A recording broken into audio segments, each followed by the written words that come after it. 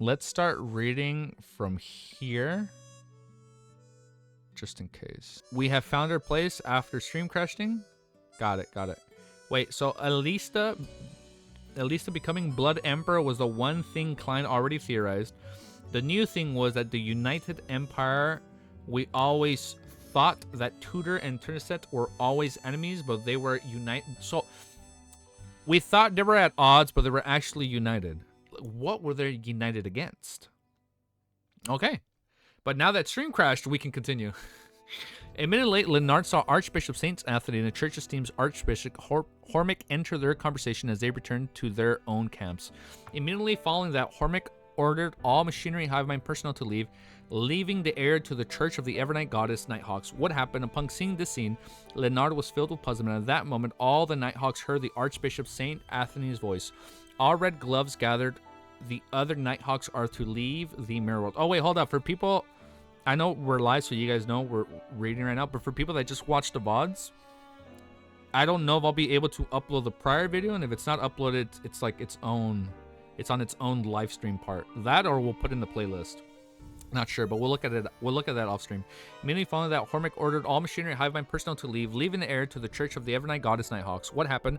Upon seeing this, Leonard was filled with puzzlement. At that moment, all the Nighthawks heard Archbishop St. Anthony's voice. All red gloves gather. The other Nighthawks are to leave the mirror world, find a reason to evacuate all the residents in the area, and promise them compensation for their property. After all the residents evacuate, the red gloves and I will destroy this ruin that stems from an evil era.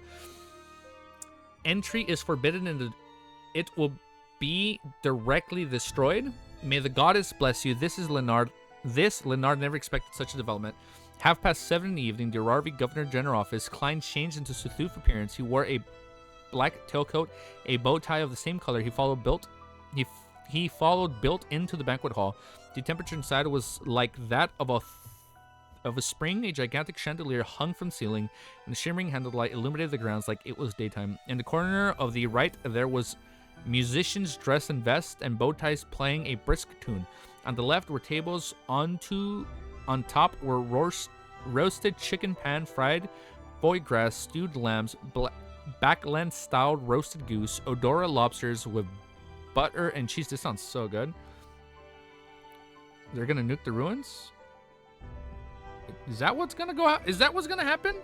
Odora lobsters with butter, cheese, and other delicacies.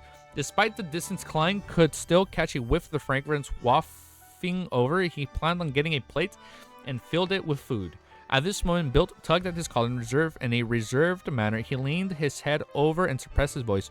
Remember the etiquette as required by these such banquets. Our current goal is to observe his excellent actions, so as to take a cup of wine would do. There's misty champagne here amidst grape wine and Saltval red wine. All the famous alcohols are seldom seen outside. You can drink some, but not a lot. We'll have to maintain sufficient sobriety. Yes, try to just go through the motions when drinking. Now the music is way too loud. I can see that. Now the music is way too loud. Give me a sec. Klein retracted his gaze and nodded.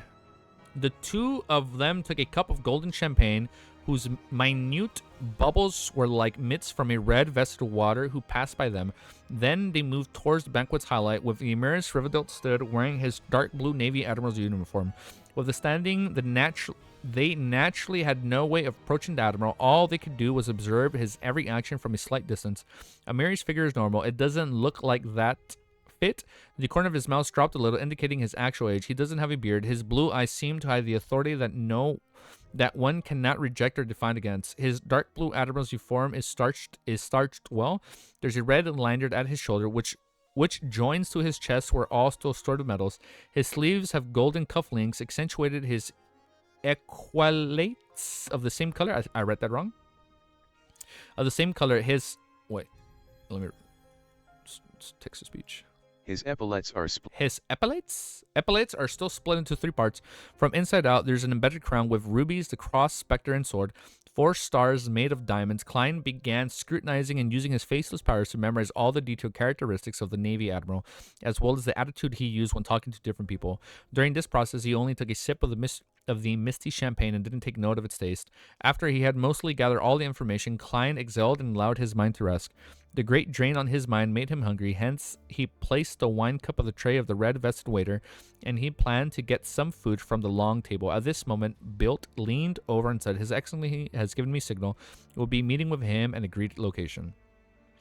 Klein retracted his gaze from the roasted chicken and swept a cold glance at Bilt.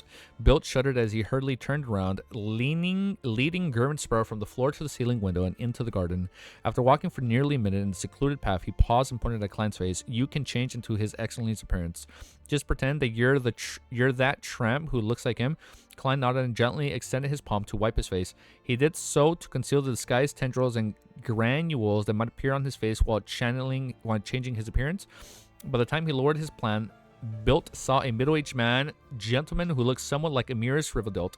Very good. Bilt took a few steps forward and came to the entrance of the sundries room. He extended his hand and pushed open the unlocked door. Amyrius Rivaldelt was still wearing his eye-catching the admiral uniform. His body was standing sideways to the door as he observed the garden outside by the window. At this moment, he turned his head and cast his gaze onto the person who resembled him. The indescribable pressure and might made Klein involuntarily lower his head. Amyrius Rivdelt's gaze didn't stop there as it slowly moved to Bilt. He said without any tinge of emotion, "This isn't the tramp you mentioned before. He's a beyonder." Wait, how do I pronounce his name? What happened next spoiler? Wait, hold on. Let's not. I don't want to find out. Amyrius Rivdelt's gaze didn't stop. Amyrius Rivelt. Got it. All right, chapter 622. Temporary contact. This is starting to give me like volume 1 vibes. When like Quillingus infiltrated the banquet, but now it's Klein infiltrating the banquet. But rather than him going there to assassinate, he's impersonating someone that's allegedly not going to get assassinated. I can see the parallels. All right, but next chapter, chapter 622. Upon hearing Amyrius Rivdelt's descriptive words, which weren't a question, Bilt forehead instantly broke out into a cold sweat. He turned to Gabe, hoping to explain himself, but finally he plopped to his knees and said, under the indescribable pressure, "Admiral, Your Excellency, the tramp from before suddenly died of an illness. I had no choice but to find an adventurer who can shapeshift." At this moment of time, Klein wasn't too nervous. This was because Amyrius Rivdelt had already noticed him during the banquet. There was no reason for him to only recognize him as a beyonder only now. For him to agree to their meeting and not directly avoid the risk meant that he didn't mind who Bilt had hired. Not worried at all. This is the conference of a demigod. Otherwise, his beyonder pathway is able to avert disaster ahead of time.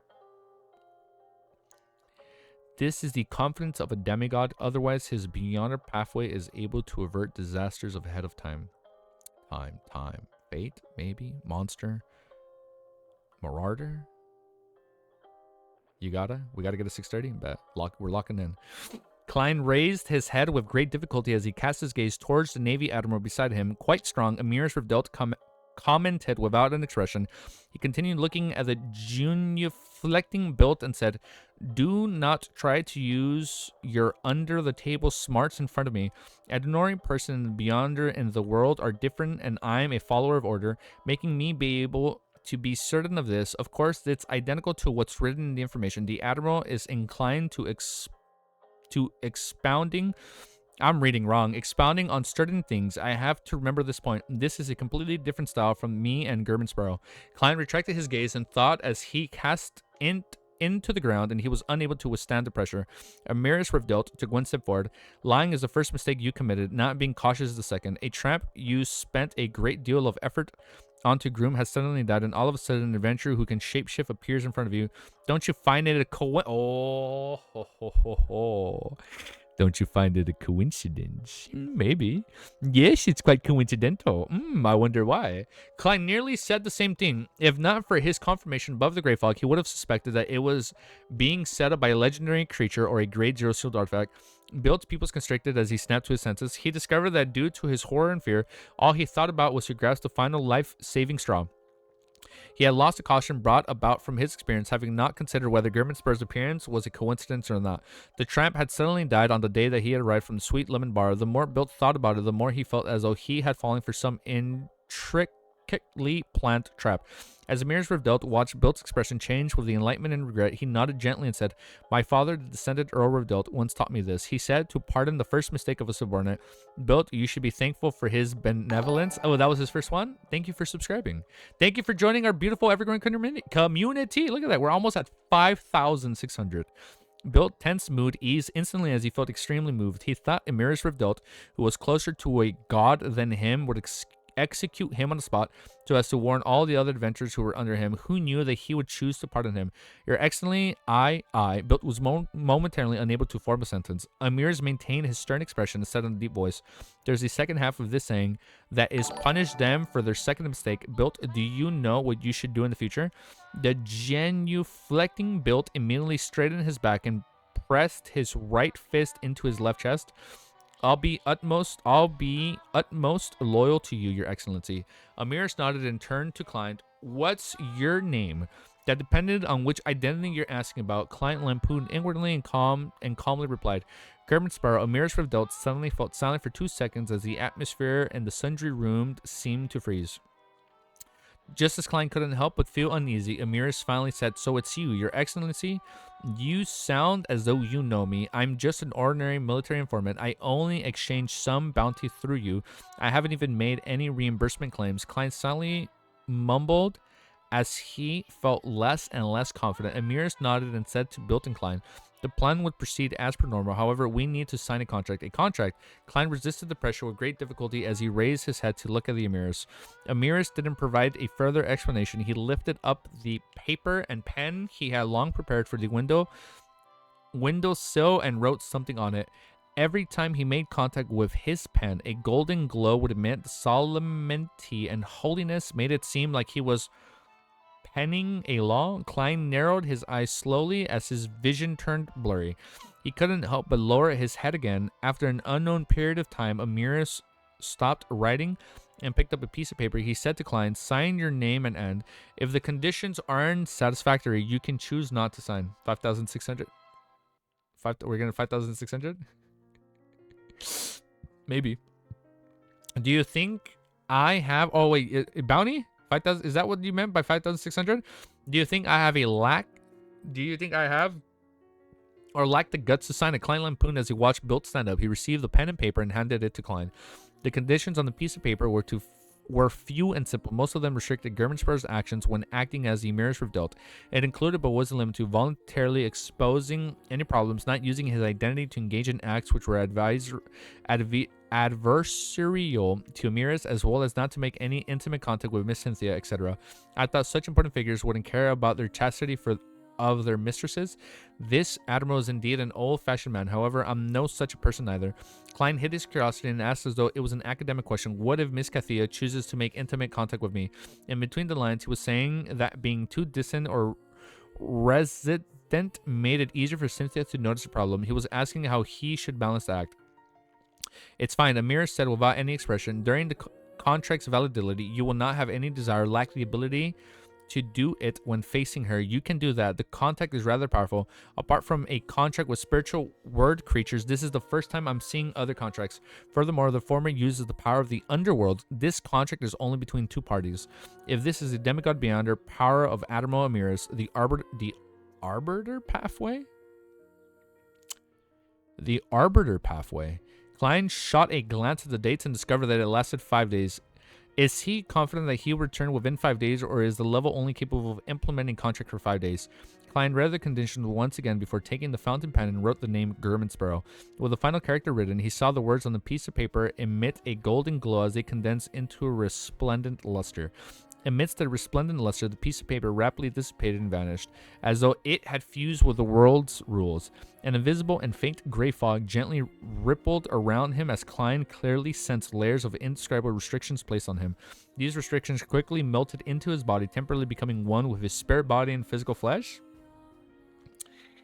You're telling me Shio is Arbiter. Yes. Arbiter, and then next was, after Arbiter was Sheriff.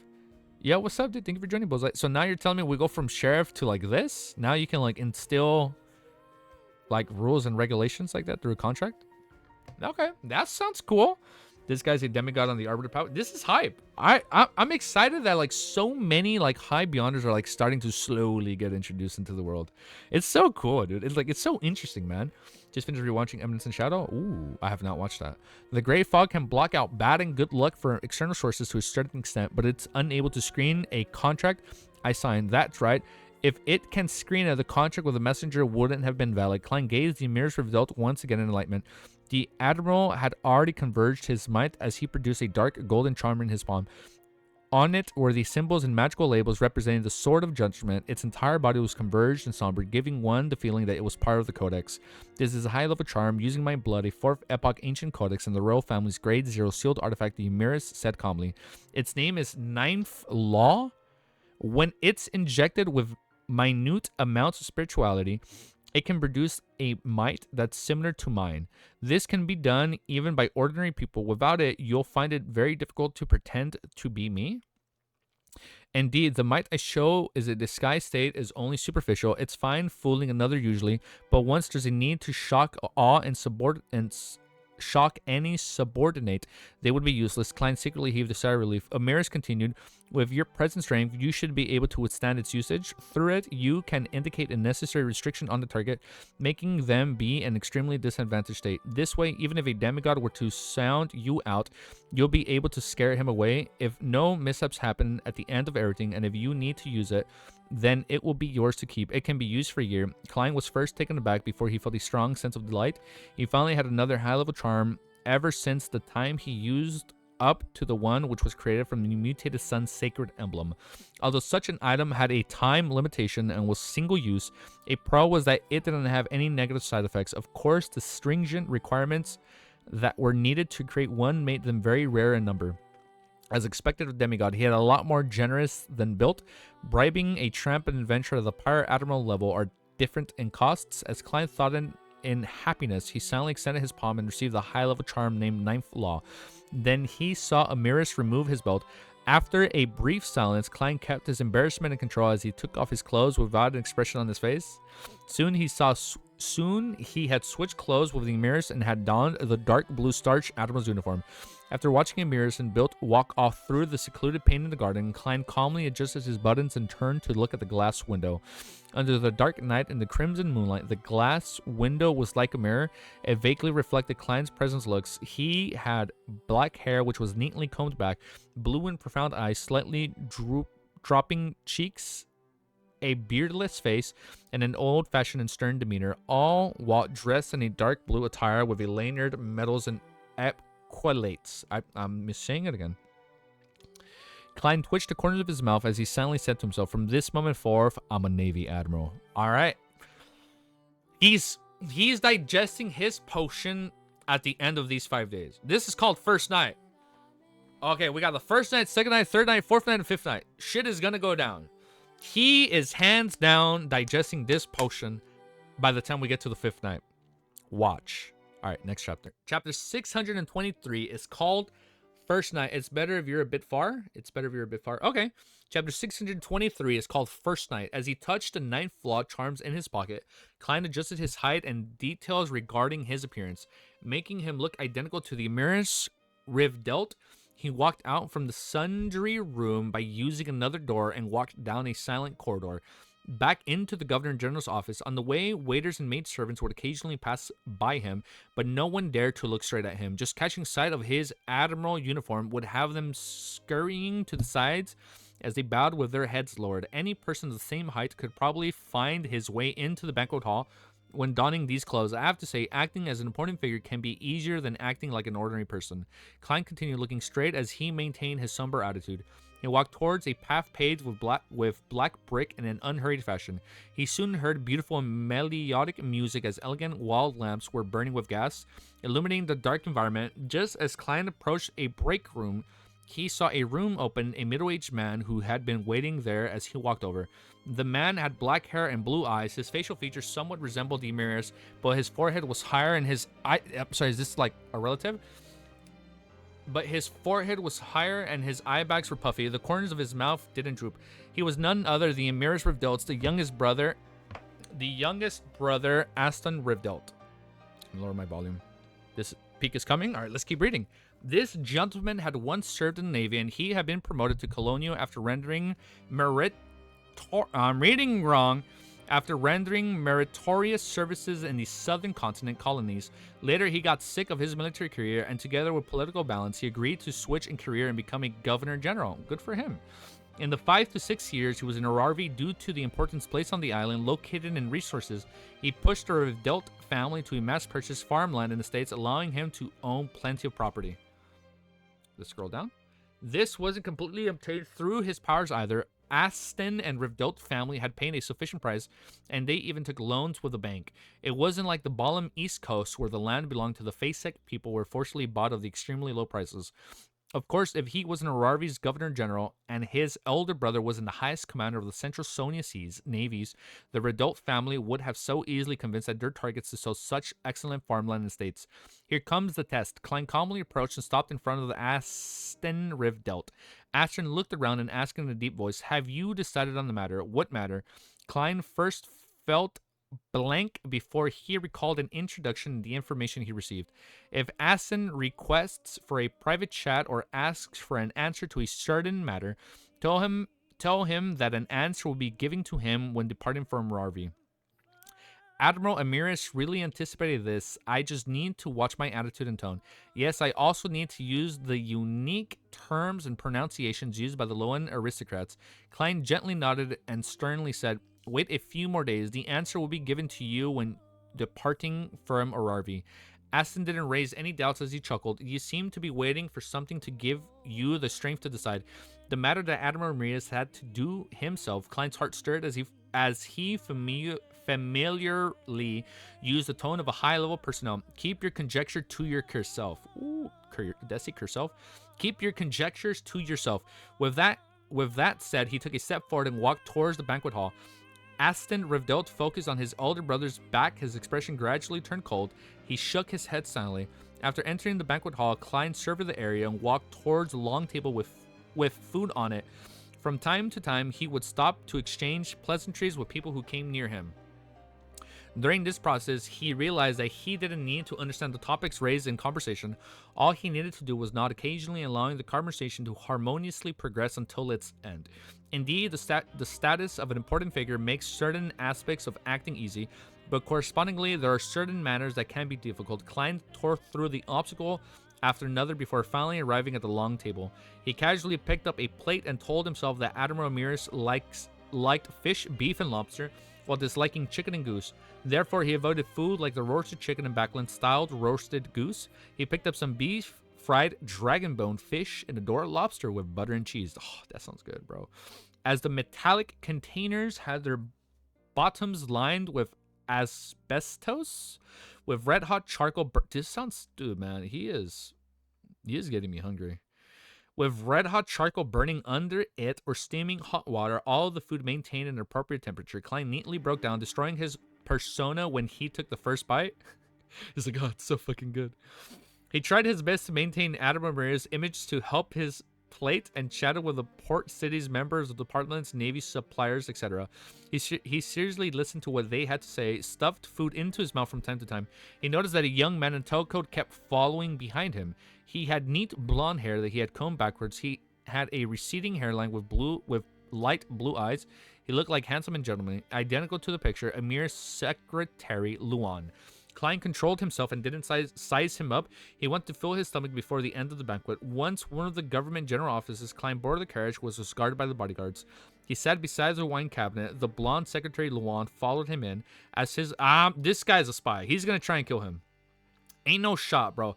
Watch another secretary try and assassinate a high-profile target, and then we can confirm that the Twilight Hermit Order is spreading their groups and trying to make people be really close to like high target profile people, and then we take them out. The blonde secretary Lon followed him as the leather boots stepped onto the thick soft carpet. He silently inched towards a spot opposite of Klein.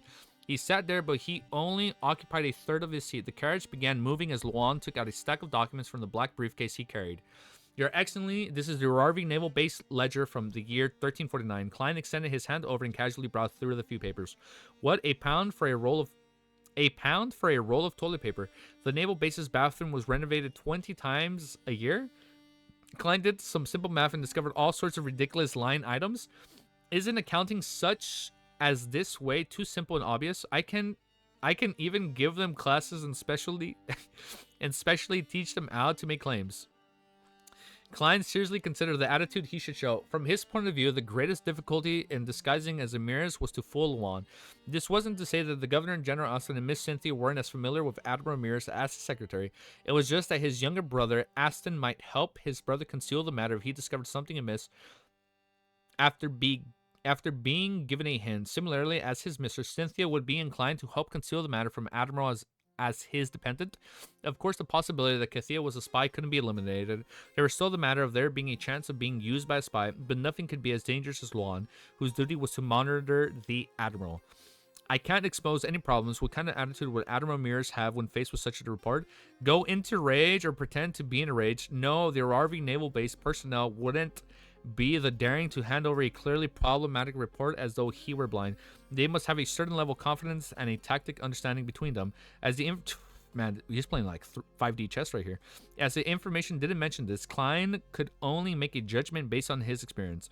Furthermore, he can confirm that either the RV naval-based reports was beyond Admiral Amyrius' expectations or was determined to be of little importance. Just based on the schedule, it was something that could easily be dealt with, regardless of the possibilities. I have to use the attitude that a person of high standing will usually employ. That is, to not indicate my stance. Klein closed the documents and handed it back to the blonde secretary, Luan.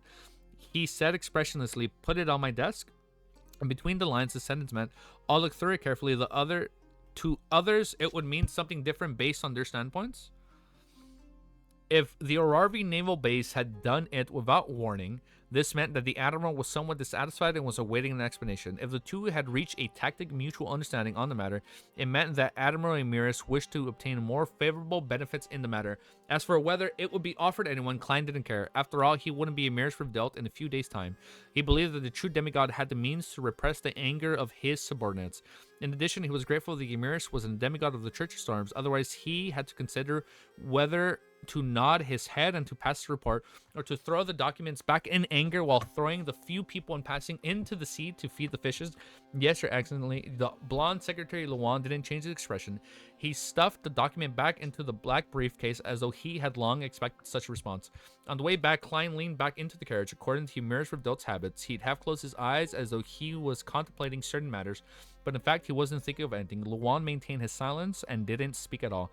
Human height iron black street lamps were quickly left behind as the carriage drove close to the naval bases before taking a bend into a house with garden and lawn. Just as Klein walked up the steps, a butler opened the door for him as servants lined the two sides, reverently awaiting his entrance. The living room was decorated in a very classic manner. There were oil paintings of beautiful scenery hung up, limestone statues, simple and elegant vases, etc. A faint but lingering fragrance emanated in the room, one that reached into the heart. Klein, who should have relaxed, ended up tensing up as he saw a beautiful lady walk towards him in a hometown. She looked to be in her early 20s. Her blonde hair cascaded down, and when she cast her blue eyes over, it was as though there was a glow hidden within them. While filled with gentle feminineness, there were still some remnants of her adolescence. She was none other than Admiral Amyrius' mistress, Cynthia. Okay. Maybe...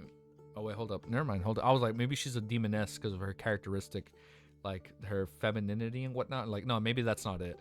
Klein held back his discomfort and allowed the Amyrius' stern face to reveal a smile as he widened his arms. Cynthia threw herself into his arms and tiptoed. With her cheeks by his cheek, she whispered a smile. "Admiral, I've already heated the water for you in the bathtub." Oh, shit, it's about to go down. This means that she has someone... Wait, this means she had someone monitor the end of the banquet. Being a mistress isn't something simple either. Admiral Amyrius does like to take hot baths so as to relax his thoughts. In order to ignore how close their cheeks were, Klein allowed his thoughts to wander. As a straight man, he should have felt embarrassed while also being rather glad to be approached by such a beautiful member of the opposite sex. However, the temporary contact made him have zero urges, hence all that was left was awkwardness. Very good, Klein praised her as he gently pushed Cynthia, he like pushes her away slowly. As he gently pushed her away, having had nowhere to place them. Knowing that the Admiral didn't like to be intimate in front of the servants, Cynthia retreated and led Klein to the second floor. He was brought into the bathroom as he repaired a bathrobe for him. After doing all this, Cynthia instructed the servants to not come to the second floor unless they heard the bell ring. Then she returned to the bedroom, took off all her clothes, and changed into a nightgown made of silk. Her nightgown revealed plenty of her chest. It was an alluring snow white, and deep in her cleavage was a special necklace pendant. It was like a miniaturized black rhinoceros horn about the length of a finger segment. Cynthia took off the necklace and stuffed it under her pillow. Amidst her blushing and hesitation, she left the bedroom and came outside of the bathroom where Admiral was bathing. Mustering her strength, she pulled at the handle. Creak, her hand paused. She realized that the bathroom's door had been locked from the inside at some point in time. With a blank look, Cynthia instinctively yanked at it again. Creak, creak. The bathroom's door didn't budge an inch. Klein is like, be gone. Be gone, Cynthia. We shall not indulge in this scene. They're like, yeah, you go to bed, woman. I'm gonna take a bath, you go to bed. It's like, try 85 days, woman. She's like, leave me the fuck in, dude. With a blank look, like, what the fuck? Ah, dude. Oh, shit. This is so funny. Oh, shit. Next chapter. Let's keep reading. Chapter 624, if this was resolved, probably. Chapter 624 is called Warning. The bathroom was partitioned inside. The emanating steam converted the entire bathroom. Apart from his head, Klein's entire body was soaked in hot water. He lay there in such great comfort that he didn't even wish to move his toes. What a beautiful night. If only there was no Cynthia outside. I still have to deal with her later. Klein sighed as he considered what excuse to use to avoid being intimate with her. In accordance with the Admiral Amyrius Revdelt's traits, he decided to first use work as an excuse. After that would be the excuse of him not feeling well, him losing the ability to have sex, him needing some time to digest any medicine he had just taken, and now he suddenly realized his true sexual orientation, making him find curly-haired baboons extremely attractive.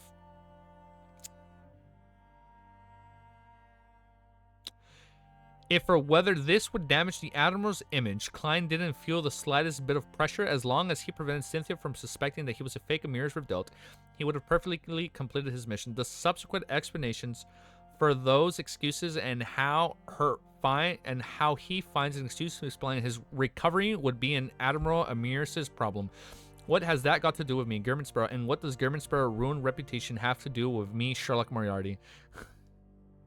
Klein stood up in satisfaction as he walked out of the dry partition with dropping wet. He got a bath towel and dried himself. After changing into a hanging bathrobe, Klein inhaled silently as though he had unlocked a major enemy in his quest. He's hitting the boss stage. Klein inhaled silently as though he had unlocked a major enemy in his quest. He's hitting the he's entering like the Dark Souls room. Like, you know when you enter a boss room in Dark Souls, like before the boss pops out and you hear the music? This is what's happening for him. He opened the door to the bathroom, seeing the corridor empty with only light from the wall lamps on both sides illuminating darkness. Klein felt slightly relieved and was no longer as tense. This is almost the same feeling as challenging a pirate admiral. As he mumbled, he realized his serious problem. He had no idea which of the rooms was the master bedroom or study. He's so lost. Regardless, I have to inform Cynthia, otherwise it would make Admiral Amyrius appear strange. Klein recalled the layout of the similar houses in an attempt to accurately find the master bedroom. At this moment, the door to the room diagonally across him creaked open. Cynthia, who was draped in silk nightgown, walked over. Her blonde hair appeared wet and messy as they cascaded down. There were even a few strands of hair floating in front of her blue eyes as bright red lips. It hid the glow in her eyes as her lips were somewhat closed. She appeared extremely alluring under the dim environment. The neckline of the silk nightgown was very open as snow whiteness and a deep cleavage was reflected in Klein's eyes. Okay, hold up. This is starting to get scary for Klein. Klein nearly raised his head to look at the ceiling to avoid intense stimulation. Calm down, calm down. You are a Amyrius Revdelt. Besides, you've seen a half-naked demoness before. Compared to an element maiden, this lady's charms are clearly insufficient. Damn, that's kind of mean. Wait, why am I thinking about demonesses? Who knows if they were formerly men or women? Klein maintained his gaze as he sized her up and down with a teasing tone. In that instant, he could sense a primordial desire, but there was no response from his nether regions. This is the result of the temporary contract. In fact, Admiral Amyrius didn't need to go through the trouble. Even if I have the urge, I'll be able to control myself. What kind of situation haven't I encountered before? Yes, Cynthia is a little indifferent from what the records say. Isn't it said that she became Amyrius' mistress about 1 or 2 years ago. With them not being able to meet each other most of the time, the Admiral had to coax her each time as to she hadn't had her pendant pent-up desires fulfilled. Why is she the one taking the initiative today? Does she find her standing as his mistress unstable, or has she been switched? Ever since Klein became a faceless, he felt everyone else was a fake. Bro, she's gonna try and kill him. That's why she put the necklace under her bed, because when they go to bed, she's gonna try and stab him. Oh, no way, dude. Congrats on starting Lord. Dude, it is a goated series. Give it time, and you're gonna fall in love with it, man. Yo, that's so crazy. You just started reading it. I'm telling you, it's really good. Give it time, man. It's gonna grow on you. Cynthia's eyelids were lower. Just this part is a little different from what we've been reading so far. It's getting a little spicy. Cynthia's eyelids were lower. The courage she had mustered disappeared bit by bit under the mere scrutiny. Her face was tainted with horror and blush, with a horrified blush. She was embarrassed, but also felt some pride. Then she heard him calmly instruct, "Help me prepare some coffee and place it in my study. I have many things to deal with tonight. You don't have to wait for me."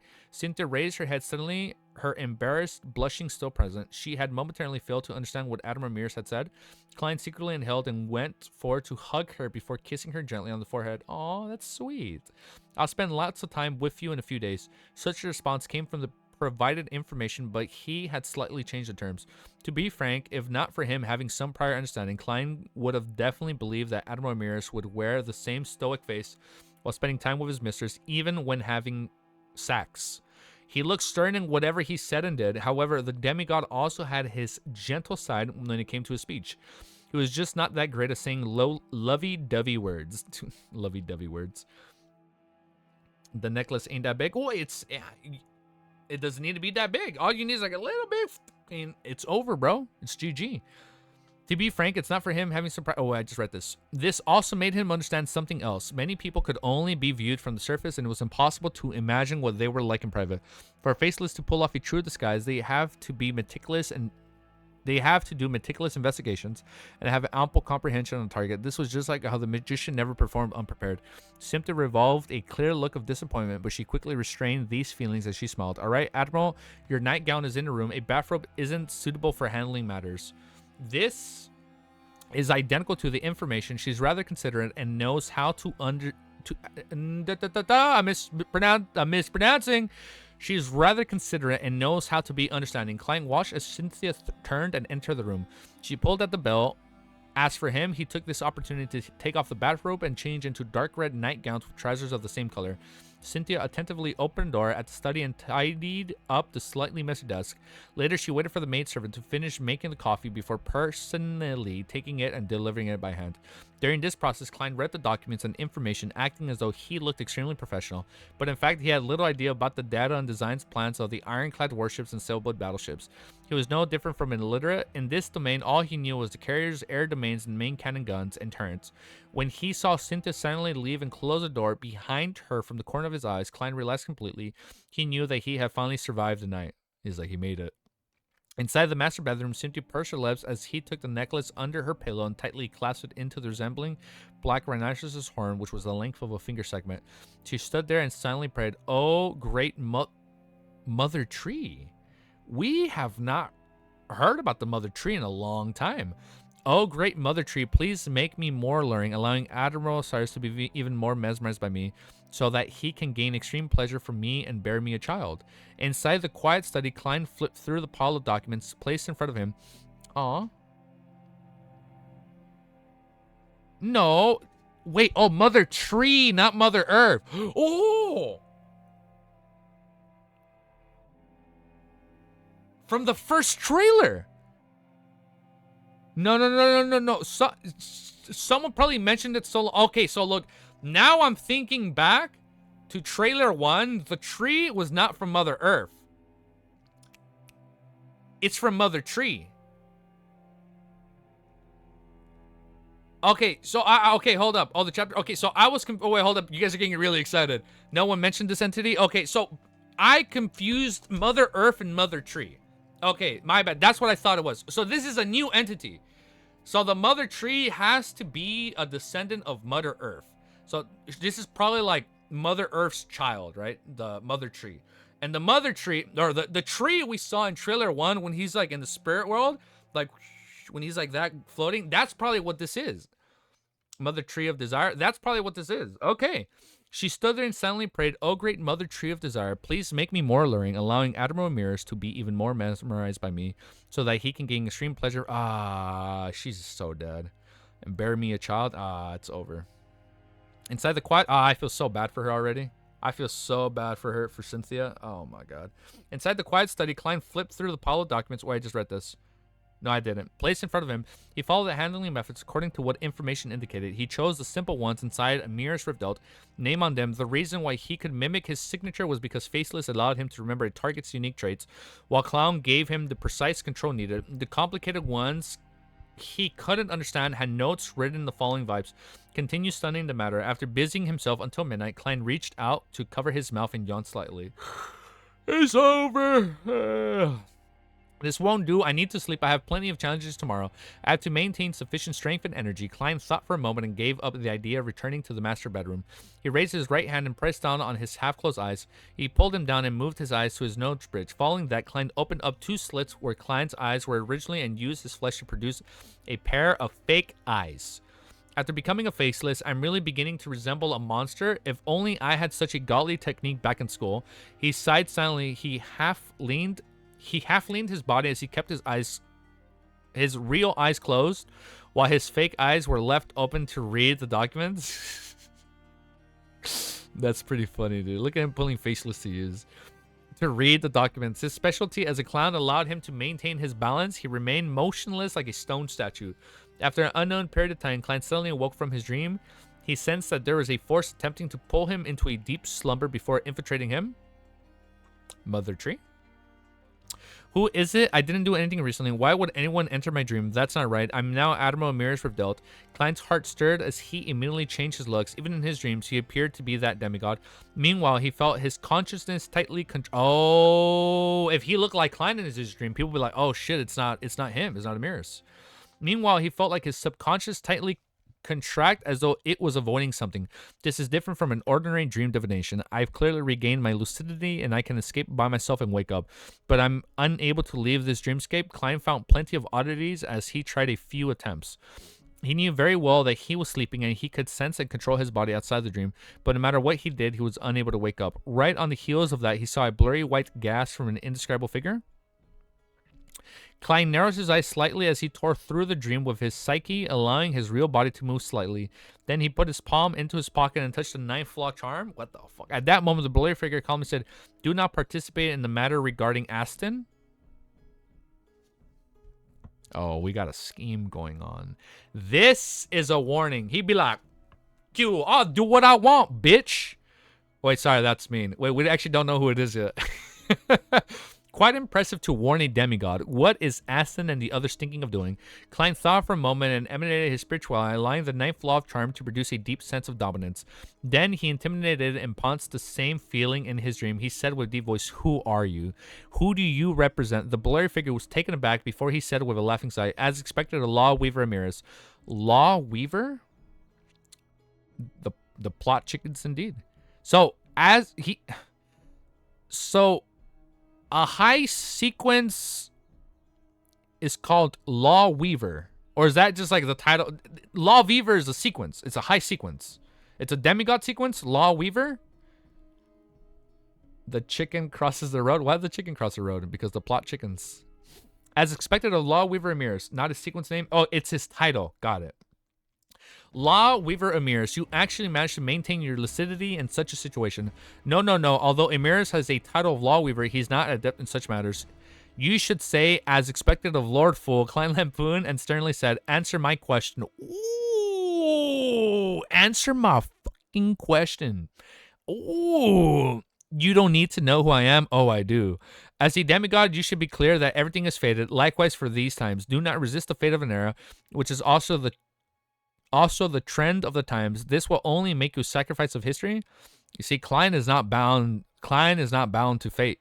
He is like the one that's outside of fate through the power of the Great Fog. So he's like, no. Fate of an era, the trend of times, sacrifice of history. When he heard of this, Klein suddenly thought of the term Twilight Hermit Order. However, Klein didn't say a word, nor did he It's his secretary. Nor did he say those words. This was because Admiral Amyrius would beat him for the next few days. Seeing Law Weaver Amyrius fall into silence, the blurry figure didn't say another word. It turned into an emanating white gas before vanishing from the dream. All right, next chapter. Chapter 625 is called Successful First Day. Ooh, look at that. He made it. Few, what exactly are Amyrius and Aston Revdent scheming about to attract a warning from the Twilight Hermit Order? Unless it can truly change the time and influence the directions of history, this ancient and secret organization wouldn't even show itself or reveal this identity. Klein stood by the side of a magnificent castle in his dream, thoughtfully watching the spot where the blurry figure had dispersed from. Amidst his thoughts, he suddenly snapped awake and was no longer as certain about this theory. The ploy which Admiral Amyrius and his brothers are planning might not really influence the trends of times. Although the Twilight Hermit Order only involves itself in important matters as a leader of another secret organization, Klein clearly knew that apart from carrying out the organization's own mission and values, it also provided help among members. From Emperor Rozel's diary, I can tell that the Twilight Hermit Order has members from the different domains, standing and sequences, apart from a number of them fervently believing in the original creator as they await the coming of Twilight and the awakening of the true gods. The rest are only seeking to benefit themselves under such circumstances. As long as the organizer doesn't strictly implement order, there would naturally be missions entrusted between one another. Perhaps the matter of Aston Revdent is planning affects a particular member of the Twilight Hermit Order who was made aware of it ahead of time. He entrusted this matter to another member and used his excuse of the trend of times to warn Amyrius Revdelt. Working from this logic, the concealed matters is rather interesting. With the level Twilight Hermit Order, Law Weaver Amyrius, whose likely only sequence 4 isn't too difficult to a target to eliminate. I even suspected that they can mobilize up to 3 or more angels in a manner that's far superior to the 7 churches. Then why did they take action directly instead of... Oh my god, I'm reading wrong. Everything is a lot more menacing than you think. I know. I'm ready to find out. Then why did they take action directly and instead gave an advance warning? Back in Backland, if there were angels... I think I was right here after our little break. But back in Backland, if an angel were to appear, who knows if some true god were descended upon the line.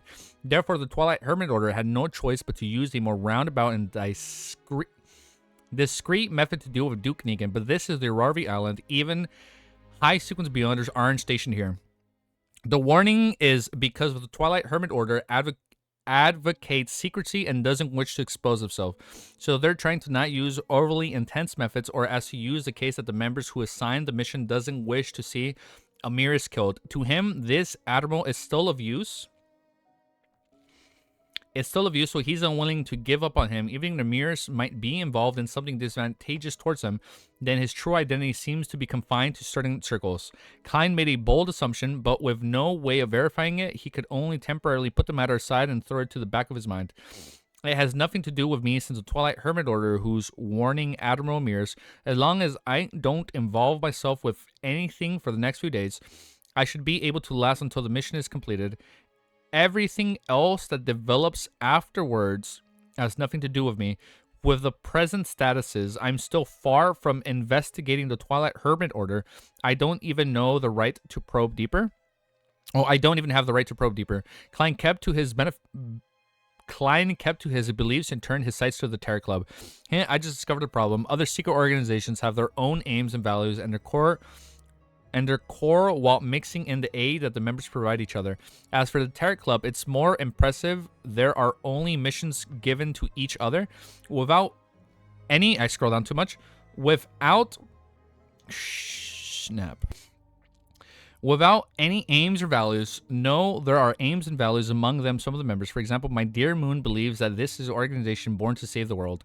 The full Klein gave a self-deprecating laugh before exiting the dreamscape. He rubbed away the fake eyes and moved his real eyes back to their original position in a very fluid motion when he suddenly paused. This wasn't a simple dream infiltration. Klein frowned slightly as he recalled what had happened. This was because the power had first attempted to pull him into a deep slumber. Back then, I had fallen asleep, so why would he do so? Captain 1 said that a nightmare can directly see a dream, so it's impossible to commit such a mistake. Therefore, the visitor hadn't used the beyond powers of a nightmare, but something else. Something else. He located me via the spirit world, or after he knew the location, he used the sea of the collective subconscious, as described by Mam Dali, to directly influence my beyond powers. Yes, I'm more inclined to the second reason than the one thing that can explain why I couldn't escape my dream despite having regained lucidity. It's recorded in the Emperor's Diaries that during his participation in the suspected Twilight Hermit Order, his entry into the gathering was based on a realistic dreamscape that encompassed the entire continent. A realistic dreamscape. Klein nodded and chuckled silently with a sigh. Admiral Amyrius definitely didn't expect the Twilight Hermit Order's warning. Encompassed the entire continent. That almost sounds like a different uniqueness that was digitizing the continent. And the Twilight Hermit Order has that said item. It's only because he hired me. If there were anyone else, the standing would have already been exposed. The ninth flaw charm was well worth it. City of Silver, inside the spire, in the room that belonged to the chief Colin Iliad, Derek Berg, who had been summoned, saw the grizzled, scared demon hunter once again as he felt uneasy. After he finished his greetings, Colin sized him up and asked, "You've advanced." "Yes, I'm already Sequence 7 Solar High Priest, bro." Oh my god. Sequence 7 Solar High Priest. Derek had long regained his advancement, so there was no need to hide the matter. Colin's light blue eyes, which had been seen vicissitudes of time, moved away as he casually asked, "Do you have any subsequent potion formulas?" The past Derek would have directly answered no, but the present him was used to thinking over it before answering. If I say no, he's been at too many Terry gatherings. Now he's thinking it through. If I said no, my subsequent advancement with a lack of experience to support it will definitely make me suspicious. But if I were to answer yes, Chief might ask me to use them to exchange for items as to nurture more sun pathways. This is in no doubt proven that I'm lying. As Derek mind raced, he answered sincerely, no. From his point of view, experience could be forged. Colin nodded as if nothing was out of the ordinary. In about 2 months, we'll arrange an exploration mission for you. The team will secure the route and ruins we found to help with Jack before we make a second clearing. I hope you will receive greater rewards then. Yes, sir, excellently. Just as Derek answered, he suddenly recalled Shepherd Livia. We just switched point of views that quickly. As daybreak, Klein changed into his clothing with the help of Cynthia, enjoying a sumptuous breakfast, and he took the carriage under the escort of the Admiral's bodyguards to Rarvi Naval Base. In the morning, under the companionship of the rear admirals and colonials, he inspected the conditions of the ship's ordnance stores, the newly built training grounds, and the bathroom, which had been renovated 20 times over the past year. After having lunch at the Navy mess hall, Klein followed the schedule, summoning all the officers above the rank of the major to take in the reports. During this process, he had a thick black-bound notebook and placed it in front of him. Inside were some of the questions of the Admiral Amyrius had specially prepared for him. In the past few decades, due to the embezzlement of sailors and the harsh conditions of the sailors suffer, Rarvi had been 17th revolts by the lower ranks. After the passing of the Intis Navy latest act, and thanks to your excellency's guidance, we've already had such deep-seated cultural issues improved. Then haven't been any such cases in the past 3 years. A colonial from the Rarvi Naval Base stood on the spot and reported the entire situation. He would raise his head from time to time to look at Admiral Mears's rivdelt and discover that he was listening very serious while taking notes. The scribble sounds made none of the officers dare to not be at their best. Similarly, they took note of the important points. The colonial who received a positive response unknowingly spoke up louder while reporting. How boring. Klein held his fountain pen and had randomly drawn creatures like turtles, cuttlefish. I understood that reference. Turtles and cuttlefish and dragons on his back-bound notebook. As he had never studied sketching before, his drawing were ghastly sight to see. Later on, he even drew intersecting lines and began playing 5 in a row with himself. A game created by Emperor Result, 5 in a row? Did he just copy Connect 4 and made it 5? Of course, his rich experience and his consciousness of his identity made him raise his head from time to time to give the reporter a stern look in the eyes while giving a nod of encouragement. As for what the person had said, he didn't pay any attention to it. All he did was occasionally remember a few words. During the briefing, Klein shot a glance at the blonde secretary, Luan, to get him to represent himself to mention a few points that needed clarification. Everything followed the schedule. Towards the end, Klein flipped the black-bound notebook a few pages forward and used the accent of the Loan aristocrats to recite the report, which had secretly had drafted, the admiral had edited. Then, according to the actual situation, he used the common terms Amyrius would use and added a few conjectures and pet phrases such as, "There are a few points. Let me continue on a few more points." It was already evening by the time the briefing ended. Under Luan's companionships, Klein left Irarvi Naval Base and headed for the resistance of the naval supplier. When a banquet was held, at the banquet, they casually chatted about the price of fluctuating of port goods. As for Klein, he mimicked Admiral Amyrius, and he would mention a dated joke from Backland from time to time, garnering a warm response from everyone as he was praised for his humor. After successfully acting until the banquet ended, Klein boarded the carriage, feeling exhausted in body and mind. I have to take note of my speech and actions every minute and second. Engaging in true acting for a day is more tiring than battling a pirate admiral. Klein silently sighed as so he's definitely digesting this potion. Klein silently sighed as he closed his eyes halfway without a change of expression. He knew that the most difficult stage of the day wasn't over. He still had to deal with Cynthia. Inside the villa, Cynthia leaned forward for the attendant who had gone out to make inquiries of Admiral Amyrius was about to return.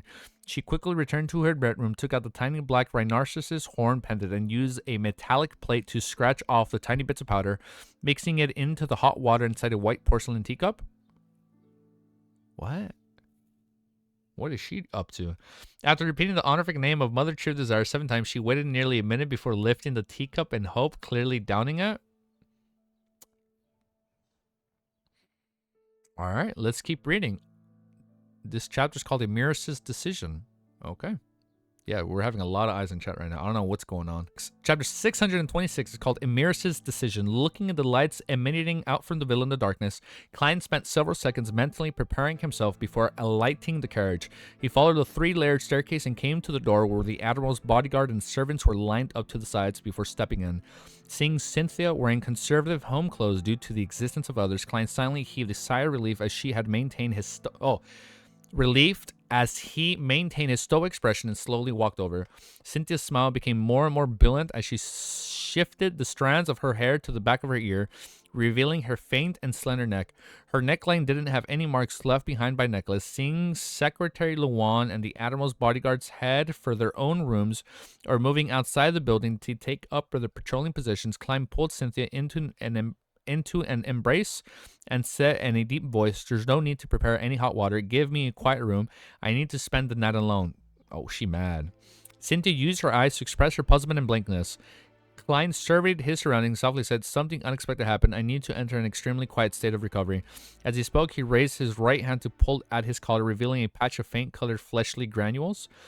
His problematic physical condition with an abnormal reaction was an excuse Admiral Amyrius had prepared for the tramp stand-up so as to avoid Cynthia's attempts of intimacy without exposing the problem. To make it more convincing, Klein used his spaceless powers to provide evidence. Cynthia turned agape as she nearly screamed. Thankfully, she covered her mouth in time to she's grossed out, to held it in. The moment Cynthia recovered from her shock, she immediately asked nervously, her concern and emotions evident, "Are you fine? Do you need to see a doctor?" "No, this is the price needed for powerful strength. Our recovery given 2 to 3 days of solitude." Klein had already found an excuse needed for the future. "Oh, okay." Cynthia hurriedly helped Klein up to the second floor and led him into the quiet room. As for the master bedroom, she had already lit some scented candles and scattered some faint-smelling extracts, so she didn't offer him some. Seeing that the door closed, Klein slowly exhaled. He changed out of the Admiral's uniform and lied down in satisfaction. Not far away from this master bedroom, the worried and disappointed Cynthia was soaking herself in hot water before sleeping. She looked at the ceiling with an unfocused gaze as she couldn't help but recall the extortions of her parents from a few days ago. They wanted her to charm Admiral Amyrius and hopefully be impregnated with his child. This way their family would be able to take on more businesses with the Central Sonia Seas naval fleet. Admiral seems to have many matters hidden in his heart, so much that something abnormal has happened to his body. Cynthia's thoughts wandered as they slowly dispersed. Without her realizing it, she had fallen asleep. Overload. During this period, she found her digestive system turning warm as her heart body felt a little hot. In her dreams, she seemed to see a pitch black sky which was dotted with resplendent stars. One of them seemed to notice her gaze as it produced a brighter glow. Okay, hold up. Full stop? Wait, no, not full stop. What am I saying? Like, in all reality, I hope at the end of the series, Klein, learns to, fall in love with someone, right? Just like how, Roselle, finally started to like fall in love with his child, when he realized like, oh, like this is what it means to be a dad and mature.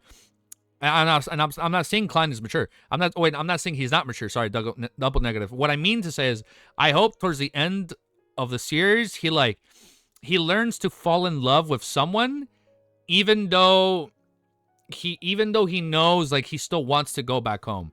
And then he comes to the decision like, do I go home or do I stay with this new person I fell in love with? But I don't want to read chat. I'm seeing some eyes. I'm seeing I'm seeing 2 unsent messages. I don't want to know what's going on. But I do hope at the end of the day, Klein learns to love, even though he told himself very early on, no, I don't want any like emotional attractions or bonds to others. But that's all I'm gonna say. I do hope that at the end of the day, he gets a happy ending with someone he truly loves. Be it someone we've met or someone we are like bound to meet by fate, you know? No, this is the price needed for powerful strength. Our recovery given 2 to 3 days of solitude. Klein had already found excuse near the future. I read this. As a matter of bedroom, she had already sent the candles. I read this. Without her relationship, during this okay, I read this already. During the next morning, the invigorated Klein enjoyed a sumptuous breakfast, which was nothing spectacular to speak of. Once again, he was surrounded by the Admiral's bodyguards and has arrived at Yarvarvi Naval Base and was placed in the most luxurious and spacious office. According to the Admiral Amyrius' habits, he would spend some alone time every 2 or 3 days to study the master of his beyonder powers to a deeper extent and produce more effective techniques. Therefore, Klein spent most of the time without being disturbed, with him only needing to handle some simple work. Inside the quiet and spacious office, Klein leisurely paced about or flipped through the book from the bookshelf. From time to time, he would put his palm into his pocket to touch the ninth law charm to release some of its powerful might. This was to make Secretary Luan, who was outside, believe that there was nothing wrong with Admiral Amyrius. After some time, Klein felt sleepy and decided to take a short nap. At this moment, he heard knocking at the door. There's something important, Klein frowned. Something that made Secretary Luan disturbed. Admiral Amyrius' focus training was definitely nothing simple. Come on, Klein converged his emotions and answered with a deep voice. The handsome blonde man, Luan, turned the handle and entered. He held a telegram in his hand. He said with a suppressed voice, Your Excellency, a telegram from Backland. Here we go. Mr. Aston has been relieved of his post as Governor General. He will temporarily be replaced by the City Councilor Chairman. It's said that the new Governor General will arrive today. Aston, so this wasn't this chapter called Aston's Decision or something? Aston Revdolt had been relieved of his post as Governor General. Has her secret been discovered? That's right, the Twilight Hermit Order has already warned me. No, Amyrius. It means that they had long grasped the actual matter. With another member cracking the wheel, the matter will likely go through a series of position changes, putting an end to the matter. A warning was given to the previous night, and the action was taken today. They must have prepared for quite a while. Yes, that can be seen from the fact that the new Governor General will arrive today. Klein was first alarmed before he felt the matter was within reason. He mimicked his attitude as Admiral Amyrius would have when faced with a major problem by pacing back and forth before saying with a stern expression, I'm aware. Klein didn't express his views or pass by any others, appearing extremely staid. However, it was because he hadn't decided on a response. We have a saying from the Foodaholic Empire, moving is not as good as staying put. I wonder if Rizzo has translated this. Klein lampooned as he gave a self-deprecating jest. Luan raised his head and glanced at Admiral Amyrius without saying a word before silently leaving the office. Klein paced about once again as he considered what Admiral Amyrius would do if he were standing here. This is something important that had happened outside of his expectations. Therefore, Klein could only infer from Amyrius' character, experiences, as well as some other personal descriptions to inform in the information provided to him. He is a conservative person, even while he was a mid and low sequence beyonder and was of all kinds of different ships.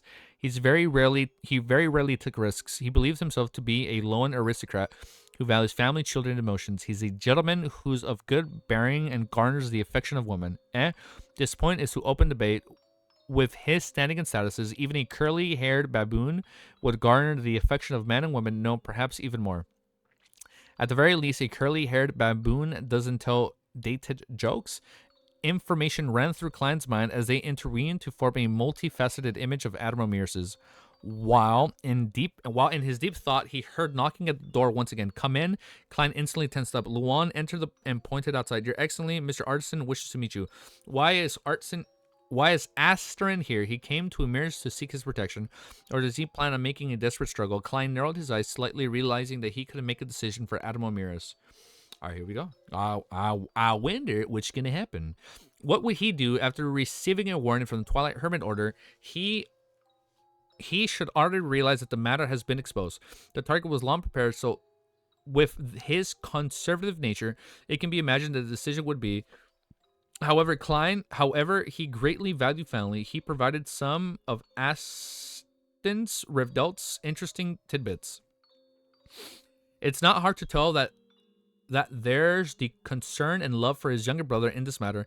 He doesn't like cannabis and tobacco. Drinking is just for socializing purposes. Apart from being a little caught up with beautiful women, there's nothing seriously wrong with him. He greatly values family. Klein's thoughts raced as he fully immersed himself in Amyrius' identity, fully experiences his hidden feelings for his family and the importance he placed on it.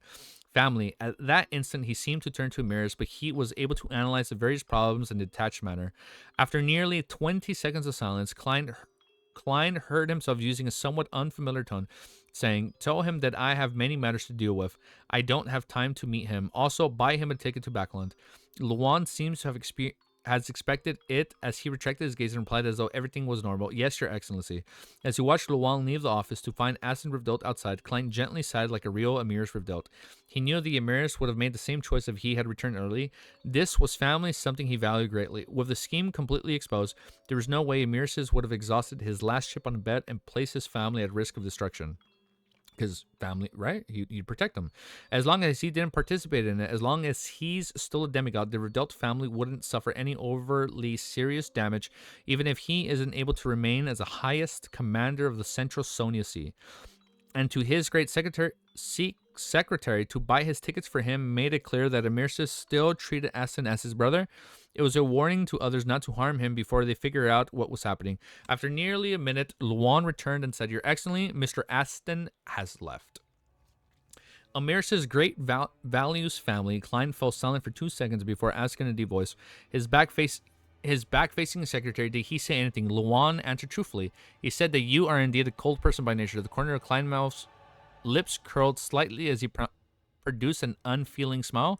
This was an instinctive reaction. However, with him completely in character as Amyrius, he believed that the Admiral would have had the same reaction.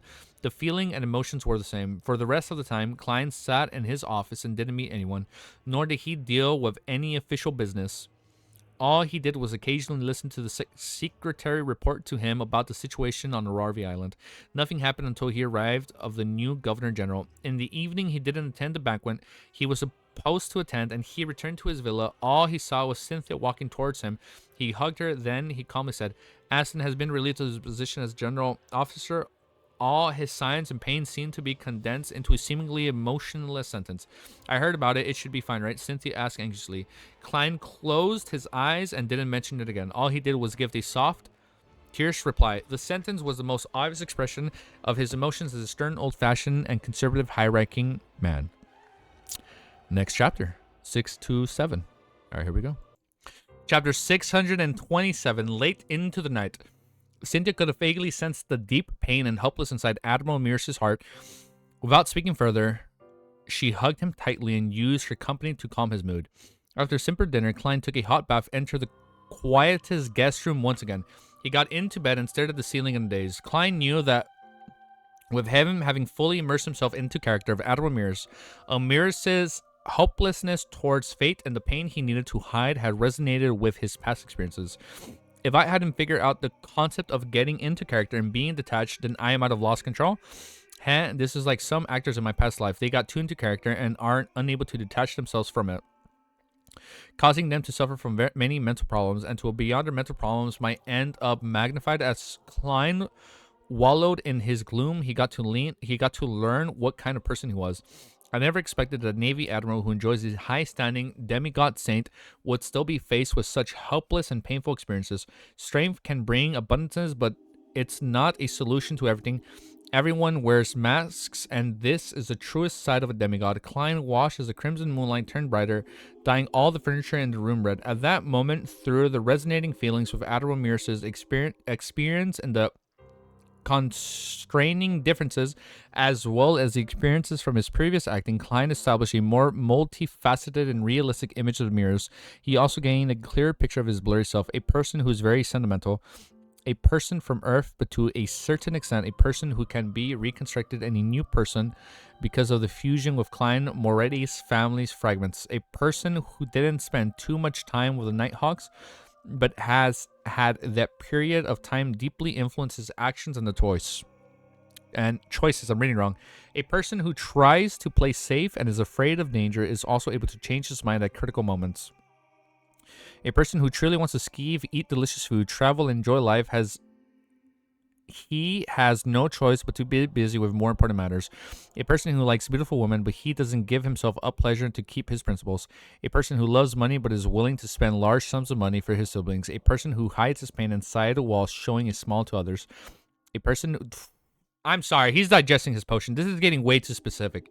He is digesting his potion. All right, hold up. A person who used to lampooning inwardly but apparently gently on the surface. A person who can overcome his psychological traumas but never crosses his bottom line. A person who feels embarrassed from his acting. He's also a guardian, a miserable wrench that is constantly fighting against the threats of madness. The corners of... Oh, I'm crying. The corner of Klein's mouth curled up as he silently added. These thoughts flashed through his mind as he seemed to come into contact with his true self. Damn, man. Damn, man. That quote goes so hard. Without realizing it, Klein fell asleep, his body and mind at peace. So we're changing music after we wake up. Okay. Inside the master... Oh, what is it? Why are you guys making me change the music? Now we're with Cynthia. I'm kind of scared, dude. I'm scared to see what's going to happen with her. Inside the master bedroom, Cynthia had fallen asleep. She was dressed in a nightgown with her legs bare. She had a few layers of her blanket in between her legs as she gently grinned against them. Her hands subconsciously scratched her skin, forming red streaks across them as tiny bumps were produced.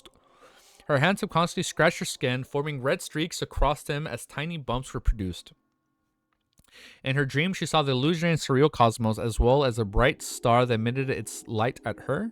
Her vision was pulled closest to it as she could slowly discern the star. A star, a light. One of the pure lights? Bro, didn't catch what she's been doing? Bro, is she like... I'm sorry. She was dressed in a nightgown with her legs bare. She had a few layers of her blanket in between her legs, and she Oh. I didn't catch that.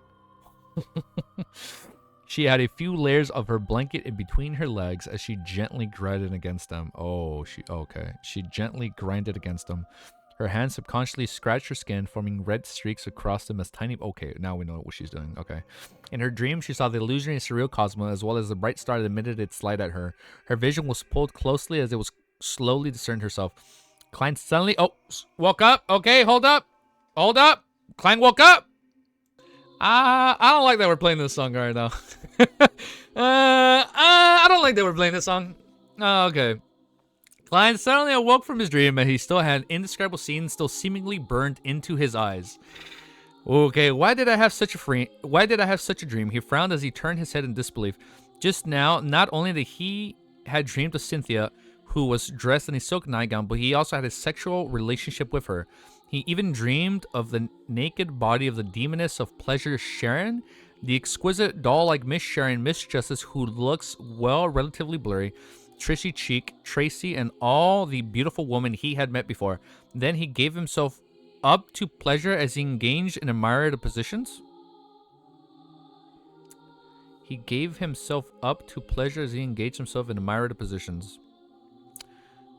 To most beyonders of and ordinary people, this might have been a normal response for suppressing his body when recently faced with temptations, but as a seer, a dream had a very special meaning.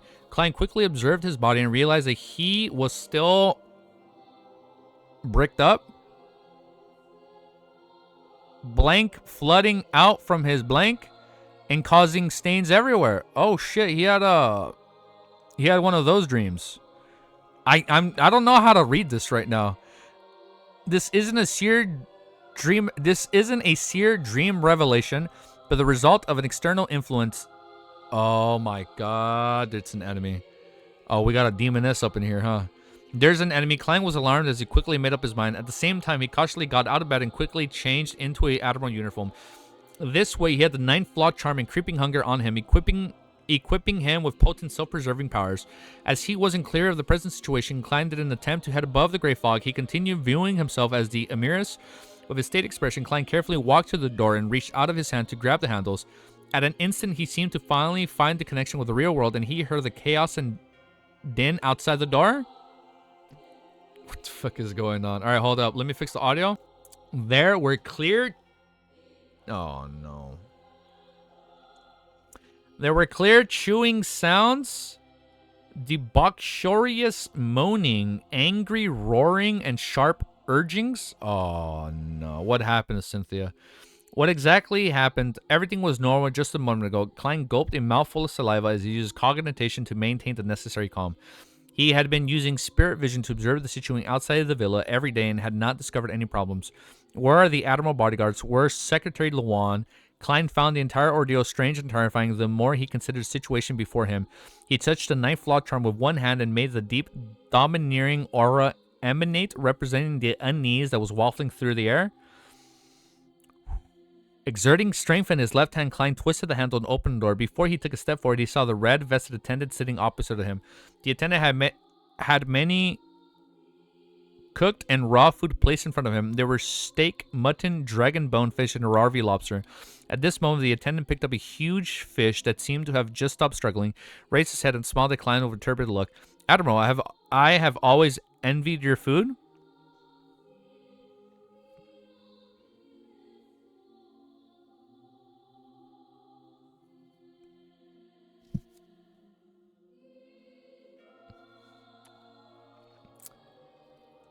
His stomach was different from before. It was bloated as if though he was 7 or 8 months pregnant. Oh, what the fuck, dude. Hell no, man. Just as he said that, the attendant raised his arms and bit into the raw dragon's bonefish, forcefully ripping out a piece of thick flesh. Oh, hell no. I don't even want that emoji in here anymore. Oh, shit. Fresh red blood dripped from the corners of his mouth as his chewing sounded sent a chill down Klein's back. The attendant hurriedly gulped as he swallowed the food in his mouth. His bloated stomach trembled as though he would blow up at any moment. Oh, fuck this shit, dude.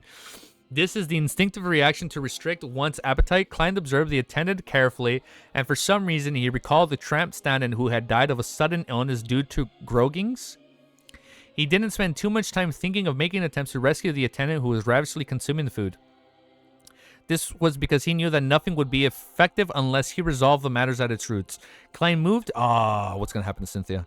Klein moved his feet and followed his spiritual intuition's guidance, carefully walking towards the master bedroom. At the door, there were 2 maidservants. One of them was sitting on the other as she... One of them was sitting on the other as she bent her back, strangling the other by the neck. What the fuck? Wearing a beaming smile, she shook the maidservant beneath her. She hurriedly urged her, quickly praise me. Quickly praise me. She desires acknowledgement. Klein frowned and took a few steps closer, grabbing onto the collar of the maidservant at the very top. He threw the maidservant to the other side of the wall, slamming her to the wall with a force strong enough to make anyone faint. However, this didn't prevent the maidservant from getting to her feet. The maidservant in the bottom kept yawning without opening her eyes. Even though her neck was being wrangled, she appeared as though she hadn't had enough sleep. The fuck is going on, bro? Such a scene. Klein instantly had the urge to escape and seek help from the church or military. However, the strongest person of the Rarvi Island was none other than the Admiral Amyrius, him. And I'm Amyrius at that moment. However, once the situation turns for the worse, I should flee when the timing calls for it. I shouldn't act at the cost of my life. Klein pushed open the ajar master bedroom door, his scalp tingling with numbness. Bro, go save Katlia. The first thing he heard behind the door was... Oh, shit, dude. The first thing he heard behind the door was pleasurable mooning. I'm not gonna say the full. I don't know. I'm trying to juggle these words. Mooning. that gave itself up to one's primordial instincts. Following that, a smell that made his heart race and blood gushing to his nether regions, inundating his olfactory senses. In addition, there was an electric mix of all sorts of bodily fluids. The scene of indulging pleasure couldn't help but surface in Klein's mind. Right on the heels of that, Klein saw the blonde secretary Luan. He stood by the door, looking inside with an overlooking and cold manner. His arrogance was extremely real. Upon sensing someone enter, he turned his head and discovered it was Admiral Amyrius. His expression and gaze didn't change, as though he was looking at an ordinary, unimportant person. This secretary is usually very reverent, but he's actually such a prideful person. Klein originally wanted to question Luan, who seemed to possess some reason, but he saw him shift his gaze to look into the middle of the master bedroom from a height. He only looks normal. Klein traced Luan's gaze and discovered a fair body that was 3 meters tall in the middle of the master bedroom. 9 feet?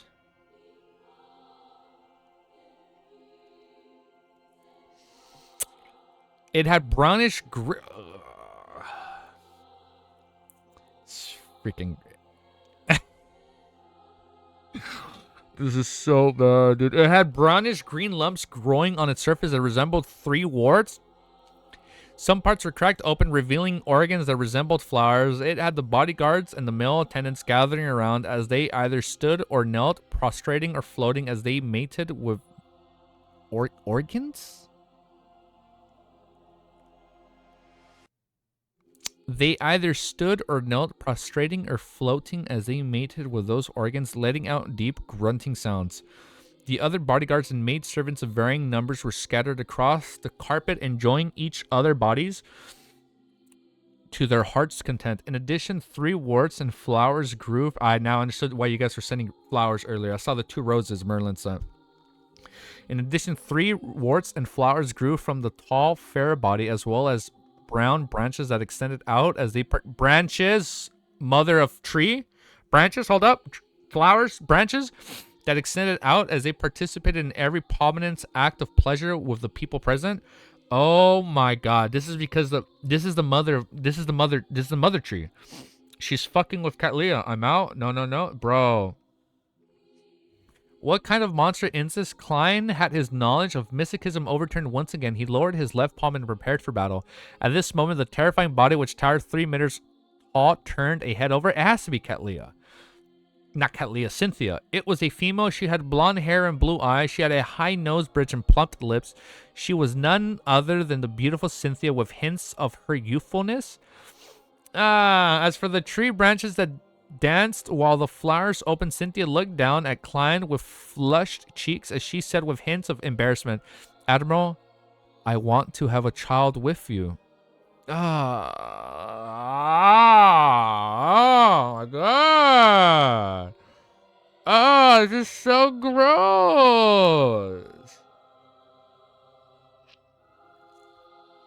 I feel so bad for Cynthia. Fucking cuttlefish, bro. Why? Why is it always the people that want to be pregnant? Like, oh my god, man. This is like, it's so gross. Easy, I want to have a child. Shit, fuck up, Maryland. It's fucking gross. I don't want kids. Fuck them kids. Fuck them kids, man. Shit. Look at this. I'm tweaking out over here. IDK, what was Cuttlefish was thinking with creating... I'm sorry, does he actually have kids in real life? Because my whole body is like... I'm fucking squirming, dude. Like, look, I'm just like involuntarily shaking, dude.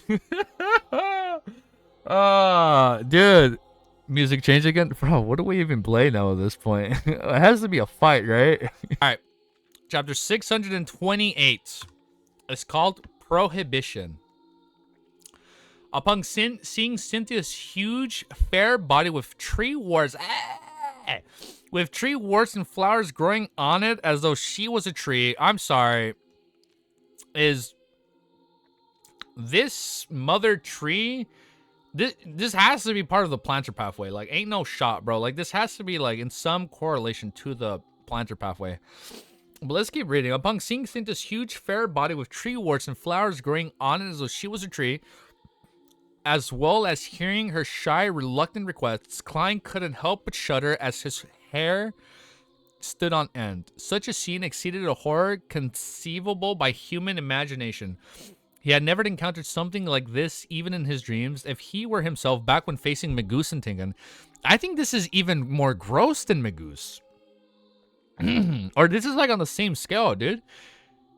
If it were himself back when facing Megusentingen, Klein definitely would have been affected by such a scene. He would have temporarily lost his ability to react due to the horror and panic. But after experiencing so much, he was so what? I'm reading wrong. But after experiencing so much, he was an experienced beyonder in the true sense of the word. And the moment that Cynthia's words entered his ears, the glove on his left hand had already changed. It had turned black, emitting a noble and sinister feeling. This meant that Klein had activated creeping hunger and had switched to worm-tongue Mither Soul, giving him the powers of a Burn's corruptions. At the instant he distorted Cynthia's words, turning, Admiral, I want to have a child with you. You, Admiral, I only wish to have a child with... Admiral, I want to have a child with you. Admiral, I only wish to have a child with you. This way, Klein believed that the bodyguards and the male attendants around the tree-like monster would be pushed away, far away by Cynthia after having her will distorted, giving them a chance for a breather. As for whether he would expose himself as a fake Admiral Amyrius, he didn't care. At this moment, anyone who was still bothered about whether the true acting would be successful would definitely be someone with a serious case of obsessive-compulsive disorder, and he clearly wasn't. In addition, the environment with all sorts of desires being magnified to the limit, Klein suspected that the others had been influenced, weren't paying attention to the battle or the actual situation.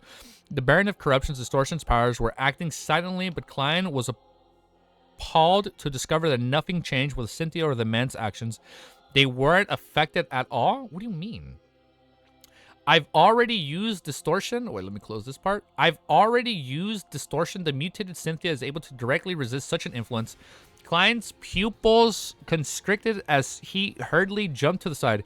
A brown tree branch sprouted out from where he was standing as a sticky flower bloomed at its tip. The flower was abnormally large. As it bloomed, it seemed like it was about to swallow a person whole.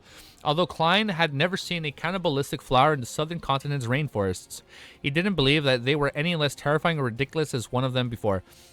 Similar branches drilled out from the walls, floor, and ceiling as they chased after Klein with their moist flowers. Let me lower the volume a bit. With their moist flowers. During this process, the flowers bit down on Secretary Luan's head, as well as... so I guess he wasn't the spy. I guess Luan wasn't part of the Twilight Hermit Order. It's so fucking gross, dude. Similar branches drilled out from the walls. During this process, the flowers bit down on Secretary Luan's head, as well as the bodyguards, male attendants, and maidservants, who were gyranting in pleasure on the surrounding carpet. Now I feel bad for suspecting him. Yeah, I don't know why chat was frozen for like 5 minutes, but it's fucking gross. I've already used distortion. The mutated Cynthia is able to directly resist such an influence. Klein's pupils constricted as he hurriedly jumped to the side. A brown tree branch sprouted out from where he was standing as a sticky flower bloomed at its tip. The flower was abnormally large. As it bloomed, it seemed like it was about to swallow a person whole. Although Klein had never seen I read this part. Where was the fucking Luan part? Similar branches drove the wall. During this part, the flowers bit down on Secretary Luan's head, as well as the bodyguards, male attendants, and maidservants who were gyrating in pleasure on the... Oh, my God. Who were gyrating in pleasure on the surrounding carpet. At this moment, having learned the lesson that the distortion power would be resisted, Klein didn't hesitate to pull out his right hand, a dark golden high-level charm clasped tightly in his palm. Ninth flaw. He originally didn't plan on using the charm so quickly, and it wasn't because he couldn't bear to use it, but he wished to engage in a longer battle. They're all flowers. Flowers equal plants, reproductive. Now we're getting down to the biology, bro. Shit. He originally didn't plan on using the charm so quickly. It wasn't because he couldn't bear to use it, but he wished to engage in a long battle to determine what Cynthia was good at after mutating into a monster. Only then... this is getting gross. It's getting hard to read this. Only then could he target her weakness. After all, the ninth flaw was unable to make a general prohibition, and the clause had to be sufficiently specific. For example, it couldn't make... Oh... For example, it couldn't make beyond powers ineffective in the area, but it could specify the nullification of a special beyond power. To use it to its fullest, he needs to observe careful and make sound judgment.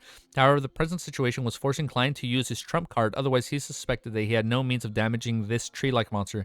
And the lifelong charms isn't able to create an environment that allows him to kill the monster. I'll have to immediately escape from the villa.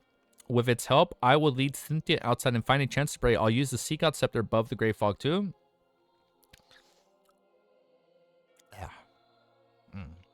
Bombarded with attacks, just as though the thought flashed in his mind. Klein, who had been constantly jumping amidst the attacking tree branches and flowers, solemnly chanted a word in ancient Hermes. Law. Bro has to read this again when taking notes. I don't even want to read this anymore.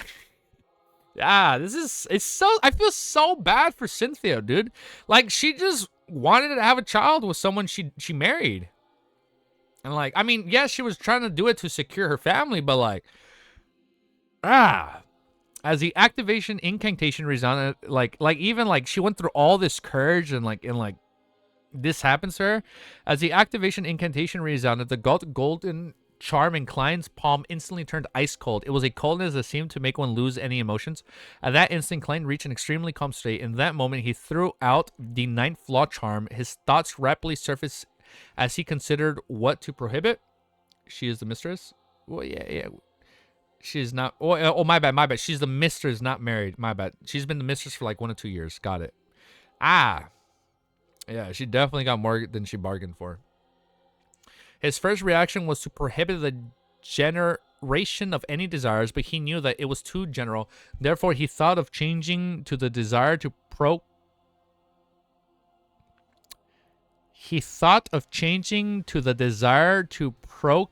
After all, Cynthia's desires was to have a child with Admiral Amyrius. The influence she had on her surrounding was... I can just imagine, man. If, like, Cynthia were to win this and it was actually him... If Cynthia actually got the Admiral, this would be, like, crazy-ass body horror. Like, The influence she had on her surroundings was a result of this, just as the ninth flaw charm was flying in midair, turning into bits of dark golden beams of light that scattered into the surroundings. Klein suddenly thought of a problem. Cynthia was only an ordinary person prior to this. This is a certain fact. Over the past 3 nights, Klein had used spirit vision, divination, and other methods to repeatedly confirm that Cynthia wasn't beyond her. Yeah, but like... Similarly, she would have long been discovered by Admiral Amyrius, who could distinguish between ordinary people and beyonders. Therefore, her sudden transformation into a mutated monster was a problem he needed to pay close attention to. Could it be like Magoo? She became a vessel of an evil god. So, okay, yeah, she's definitely an evil god there. She's definitely an evil god, Mother Earth of Desire. She became a vessel of an evil god's descent through some form of ritual. No, if there's a ritual, it's impossible for me to discover it. My spiritual intuition would have been warned me to not activate my spirit vision. Oh yeah, like don't look directly at God. And to not look straight at Cynthia. It's some item or trait on her body that has an external force projected on her. All this literally happened when she drank the mummy powder. When she drank the female mummy powder. If she just didn't drink that mummy powder, everything would have been okay. Therefore, there weren't any problems the previous 2 nights until she suddenly mutated today. Regardless, the terror from her comes from somewhere else and not her body. Klein quickly made a judgment into 2 seconds. Without any hesitation, he seized the opportunity and said in a solemn tone, "This place is prohibited for having any interaction with the outside world." Yeah, that wasn't... Yeah, she did partake in her desires. And I feel like that was probably like a requirement or a trigger needed for like the Mother Tree of Desire to like manifest herself like through Cynthia. The ancient Hermes words, which were filled with mystery, instantly spread out as dark golden light scattered everywhere and intertwined with the countless law-like symbols and magic labels from merging into the void. Hum. There was suddenly a light hum in Klein's ears as he seemed to see the formless light filled with desires get expelled out from the room. Immediately following that, the illusionary and resplendent cosmos appeared before his eyes. There were points of bright stars, my bad, it's 2 paws, not 3. Klein's eyes burst as fluids of mixture of blood and plasma gushed out horrendously. Although he had used the ninth flaw charm to isolate any external influence, the level of the powder was extremely high. Just a normal level of recoil was enough to penetrate the nature protection of a high-level charm and burst his eyes. This damage came abruptly without any warning signs. Klein didn't even have the chance to use paper figurine substitutes, just like Marionette's Rozongo from back then. If not for the knife... I'm sorry. I'm forgetting. I'm already forgetting because I'm so grossed out. How did we obtain the ninth flaw charm again? I'm starting to forget shit already. Because this is grossing me out. I'm already forgetting the origins of how we obtained the ninth flaw charm. Was this given to him? His eyes might... was this what he made? His eyes... his mind has not been able to... Only things that burst. He might have turned into a monster just like Cynthia. Yeah, Amyrius gave it to him, right? Okay. My God. Meanwhile, the tree-like Cynthia came to stop as her body began crumbling, turning into flesh and blood with brownish green warts. Now, I've had, pimples in the last few days. Now I'm grossing out. Ugh. Meanwhile, the tree-like Cynthia came to stop as her body began crumbling, turning into flesh and blood with brownish green warts. The surrounding bodyguards and male attendants plopped to the ground unconscious. Ooh. Cynthia's head was embedded in the blob of flesh as she muttered to herself, Admiral, I want to have a child with you. Admiral, I want to have a child with you. She tried hard to extend the remaining tree branches of the ceiling and walls.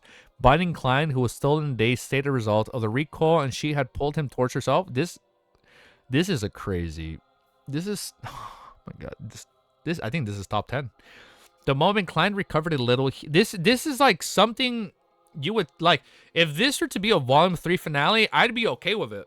Like, this is reminding me of how Volume 1 ended with Magoose. Like, all twisted and, corrupted. My God. The moment Klein recovered a little, he immediately began struggling desperately. Despite his attempts to snap his fingers to light a fire or switch the powers of creeping hunger, he failed because his hands and arms were bound tightly. With the help of his clown's powers, he saw the brownish-green warts approach. Stirred, Klein changed his appearance, turned his appearance from Admiral Amyrius to German Sparrow, a German Sparrow with bleeding eyes. The binding tree branches paused as the Mysterious released their hold. They began flailing everywhere as though in an attempt to grab at something. Cynthia's head was filled with disappointment and confused as she muttered, Admiral, where did you go? Admiral, where did you go? Without the external force to continue the resistance, she finally only had the thoughts of having a child with Amyrius, thanks to the Barons of Corruption's distortion. Thanks to the Baron of Corruption's distortion, this made her release German Sparrow. Klein flipped to his feet and covered his eyes with his right hand and pulled downward abruptly, moving the horrendous move towards his left shoulder. As his left shoulder became mangled, creeping hunger was tainted with pure and resplendent glow. Klein looked at Cynthia's head in the pile of flesh and blood with pity as he spread out his arms. A holy flame which swirled around a pillar of pure light descended from the sky, enveloping the monster. What the fuck? A holy flame which swirled around a pillar pure of light descended from the sky, enveloping the monster that had been reduced to flesh and blood. Hey, brother! Hey, what's up, bro? We're at 629, dude! Bro, don't... Wait. Hard stop, spoilers! That is so gross, dude! Next chapter? No, I'm not flexing. I lost progress. I gotta get back in shape. Give me 4 months. Chapter 629 is called Naturism Sect. What the? We have another evil organization. Naturism Sect. Amidst the holding being of light, having already lost its support from the external power, the tree warts and flesh rapidly disintegrated. It was like snow meeting a red-hot metal ball. Amidst the indescribable sizzle sounds, Cynthia's face winced as abnormal agony showed itself on her face. She turned around with great difficulty, looking up and down as her expressions turned horrified and confused. Finally, she realized that there was a problem with her. Admiral, wait, hold up. I think I can change the music. Admiral, her voice trembled as she looked ahead with fear and despair, but all she could find was an unfamiliar place. Klein could have fed creeping hunger with Cynthia's remnant's flesh and spirit body, but at that moment he sighed and said with a calm voice, try not to make contact with strange artifacts or religions in the future. From his point of view, the reason why Cynthia had turned into this monstrosity either had to do with a cult or some particularly dangerous artifact. It's probably the necklace she fucking had, man. She had connected with some existence which could have looked at directly resulting in such a response. Cynthia seemed to understand something as her remnant head and tiny bit of flesh suddenly swept. It's the mother tree of desire, the naturalism sect. Admiral, I don't want to die. I don't want to die. Save me, save me. Mother Tree of Desire, Naturalism Sect. This isn't within the confines of my knowledge of mysticism. Klein maintained his expression as he looked fearfully at the pleading Cynthia. He spread his arms again and said in the voice, "Death is not the end. You will be redeemed when you are at God's side." Another pure beam of light landed as Cynthia's beautiful weeping face completely fixed in place. Her eyes widened in despair, but there were remnant hopes of being sent to heaven after death. Damn, man. I'm choking up. Under the sun's radiance, her brain and remnant flesh melted away at the screaming pace. By vanishing, it had obtained its final rite of cleansing. Klein looked silently at the scene without any expression or movement. After everything calmed down, he curled the corners of his lips and chuckled, finding it hard to hide his sorrow. This is really a crazy and chaotic world. Fuck, man.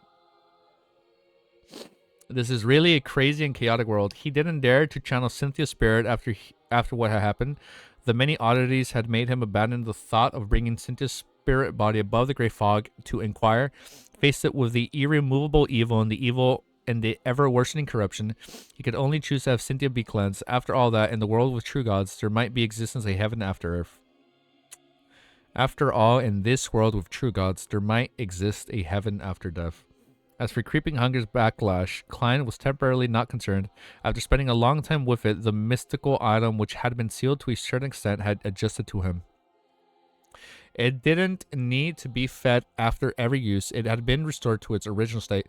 Once it was activated, it just needed to eat once in a 24-hour period, regardless of how many times it was used. Of course, there was no need for it to be fed on the day it wasn't used. Therefore, Klein had plenty of time to seek out food for creeping hunger without harming an innocent. If worse comes to worse, I can throw it above the gray fog. Klein surveyed his surroundings, and he realized that the bodyguards and the female male servants attendants in the room had shaken off the influence of their magnified desires, and they had fallen unconscious. This included the maidservant who was strangling her companion in a bid to obtain her approval and praise, as well as the blonde secretary Luan. Indeed, once the problem is resolved at its root, everything will come to an end. According to the Amyrius descriptions, Luan is at least a sequence beyond her, and he is suspected to be a baron of corruption. He might have secretly reached sequence 5. Even he was so easily controlled by this magnified desires, which means that the power of the descendant with the help of Cynthia is extremely potent. But why did I only have a wet dream? Because of the gray fog. So his desire... Oh, so Klein's... You see, Klein's desire is to finally fall in love with someone. You see, his real desire deep down in his heart is, of course, sex, right? In this world, right? Because he's probably alone and scared and going through so much. And he's been through a lot of trauma, so that is justified. But he probably misses, like, affection. Like, he probably wants someone. Yeah, so the reason he only had that dream was because of the gray fog. Ignoring my mystical items, Luan and I should be at the same level. Is it because a portion of the gray fog's power, when mixed with reality, provided me with help? Literally, he had auto VPN, or he literally had auto NordVPN. No, he had auto like a virus protector. Is it because of the restriction from the Admiral Amyrius' temporarily contract, or could it be a mix of both? Yes, if it wasn't because of these factors, as Cynthia's primarily target, my desires towards sex would definitely be magnified. This wouldn't just be me having a romantic dream. Klein habitually reached out with his right hand to cover his face as it changed once again back into Amyrius' rift dance appearance. As the lives of the others were temporarily under threat, he carefully observed the room when the spiritual perception was suddenly triggered. Taking a few steps forward, Klein came to where Cynthia had vanished. He bent down and picked up a necklace from a pile of torn clothes on the bed. A pendant that was the length of a finger segment hung from her necklace. It was completely black in color and looked like a miniaturized rhinoceros's horn. Its surface was full and covered in cracks. Apart from exuding evil, there were no lust or spirituality activated. This is the dangerous item that had caused Cynthia to mutate, as it had connected to the existence which could be looked directly. It had complicated its mission, allowing all its powers to be injected into Cynthia's body. Klein made a preliminary conjecture based on the pendant situation from his past experiences. He checked the area and found nothing. Hence, he pulled out a paper figurine and dealt with the traces left behind. He dispelled the prohibition from the charm before walking towards the Secretary Luan, who still had some sense of corruption due to temporarily being devoured by the flowers. He raised his knee and kicked him a few times with the tips of his shoes.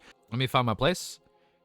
He checked the area and found nothing, hence he pulled a paper figurine and dealt with the traces left behind. He dispelled the prohibition from the charm before walking towards the Secretary Luan, who still had some sense of corruption due to temporarily being devoured by flowers. He raised his knees and kicked him a few times with the tip of his shoes. With Amyrius' character, it's unlikely that he would crouch down to shake his secretary awake. This fellow's arrogant way of looking down on others sure is irritating. I really want to beat him up. Klein paused as he watched sternly, and Luan gradually woke up. Your Excellency, Luan was momentarily dazed as he couldn't tell a dream from reality. As a high-ranking superior, I'm under no obligation to explain. Klein looked down at him and said in a deep voice, wake up all the lightly injured people. Get a number of them to treat the remaining people while the others are to investigate the Naturalism Sect on Viralvideo Island. They worship an evil god named Mother Tree of Desire. Start the investigation with the people around Cynthia. I'll be waiting the study from the report. With that said, he held the cracked rhinoceros. With that said, he held the cracked rhinoceros. What the fuck did I say? Rhinoceros? Rhinoceros's horn pendants and turned to leave the master bedroom before entering the unaffected silent study. As an important member of the military, although he was somewhat helpless when faced with the kingdom's upper echelons, he needed to choose to ignore certain matters. An example was the telegram which revealed Aston from his post as Governor General and the arrival of the new Governor General. This meant that the new Governor General had departed ahead of time. Yet, as the highest ranking commander of the Central Sonia Sea Navy, Amyrius Rivdelt had not received the news at all. However, on Ovari Island, the Secretary Luan and the local police system and the naval-based personnel, he still had absolute authority. He didn't need to do the investigations himself, and he had plenty of people at his disposal. A demigod only needed to be wary of an accident and await news. There was no need to busy themselves. Inside the study, as Klein heard the chaotic sound of footsteps or horrified screams, questioning, and exchanges, he couldn't help but have the cosmos and the bright lustrous star in his mind. What does this represent? Klein frowned and sat in the armchair behind the desk. His figure sank into the darkness and brought about by the curtains. He soon made certain connections due to the legends from the city of Silver and Emlyn White's description of the Sanguine situation. He confirmed that the moon pathway controlled a portion of the authority over reproduction and proliferation. This coincided with Cynthia's intentions and actions.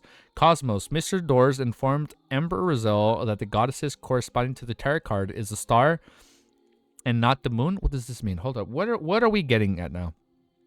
Could it be that the illusionary cosmos represents her? Yes, the primordial moon is suspected to be a particular deity, angel, or a high-level devil's alternate identity.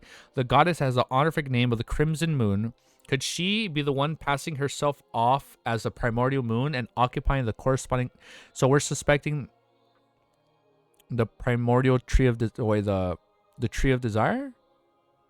Primordial moon are occupying the corresponding spot as to control the required authority.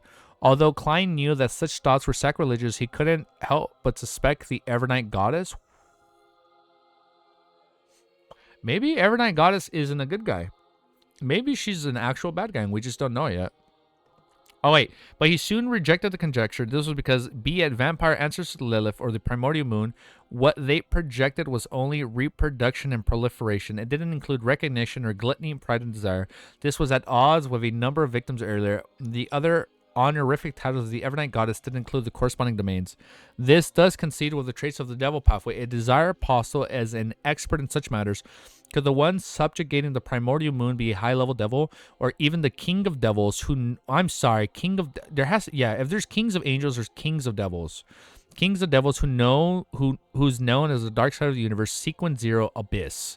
This is very possible, but the problem with this is that it shouldn't produce the illusionary cosmos and bright stars. Be it moon or abyss, they have nothing to do with the corresponding symbols. Klein found his conjecture problematic the more he thought over the matter. Amidst his thoughts, he suddenly thought of a concept. It was something important back when he was first educated in mysticism, but he had never received a detailed description of the explanation. This was the astral world. Apart from the life school of thought and a few other organizations' beliefs in an uncommon concepts, such as the world or absolute rationality, most schools of thought and mysticism believe that the world was composed of the real world, spirit world, and the astral world. There was no need to explain the real world. Knowledge of the spirit world was the foundation of many ritualistic magic and beyond our powers. It was only the astral world where Klein's knowledge about it was basically zero. Therefore, the illusionary cosmos represents the illusionary cosmos. This is new. The illusionary cosmos represents the astral world. The bright stars in a particular existence is the astral world. The bright stars in a particular existence is the astral world. I've always suspected that the astral world is where the true gods reside. Then this imagery, which represents the primordial moon, is something unexpected. Klein didn't think further as he recalled the details of the past few days while awaiting the results of the subordinate's investigation. Time ticked by when finally he heard a familiar gate approach. Secretary Luan knocked before entering. He bowed his head and coldly reported, "Your Excellency, we've already found the Naturism sect and the fuck, that quick? We've already found the Naturism sect and captured their leader. It was a clue provided by Miss Cynthia's parents. The sect has been rather active in Rarvi over the past few years. They do not wear clothes in a bid to return to return to nature." Okay, that'd be an easy way to find them. Yeah, my volume 2 notes are done. Yeah, no, volume 2 notes are over. Now we can start 3. Giving themselves up. I'm just gonna remove all the notes I've been taking on the abilities and pathways, and that'll be like during volume 3.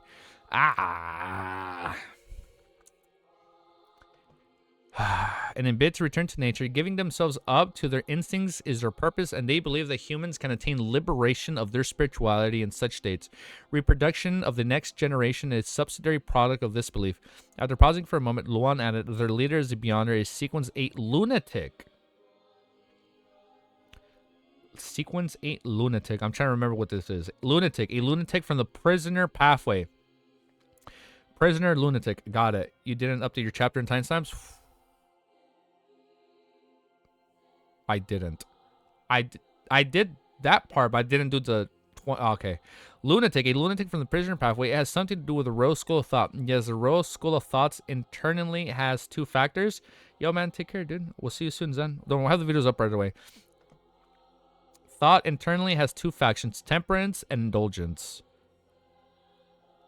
Yes, the Rose School of Thought internally has 2 factions, temperance and indulgence.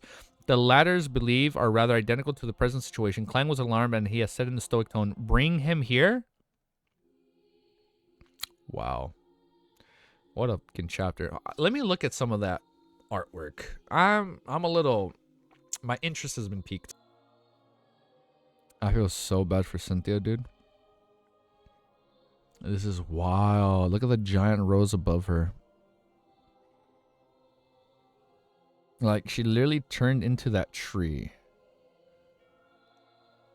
What the fuck, dude? That is crazy. Mother Tree of Desire. I feel so bad for her, dude. That one is a little... Yeah. This one is fucking cursed. What is that one, Romero? Look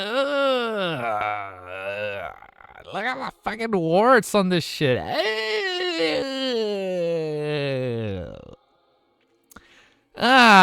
The monsters in this game remind me of like the monsters you see in like Dead Space, man, when they're like all twisted and distorted. But this is even more gross, man.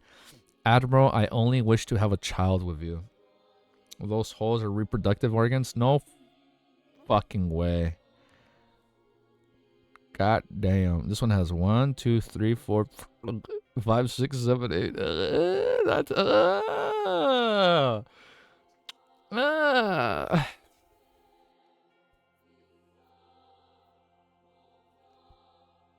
that's fucking wild. This one, okay, this one isn't that gross or scary. So this is the pendant around her necklace. Oh, this is her necklace. The rose. Dude, that's crazy. Look, I'm gonna save this crazy ass one at the top. And that's gonna be a thumbnail.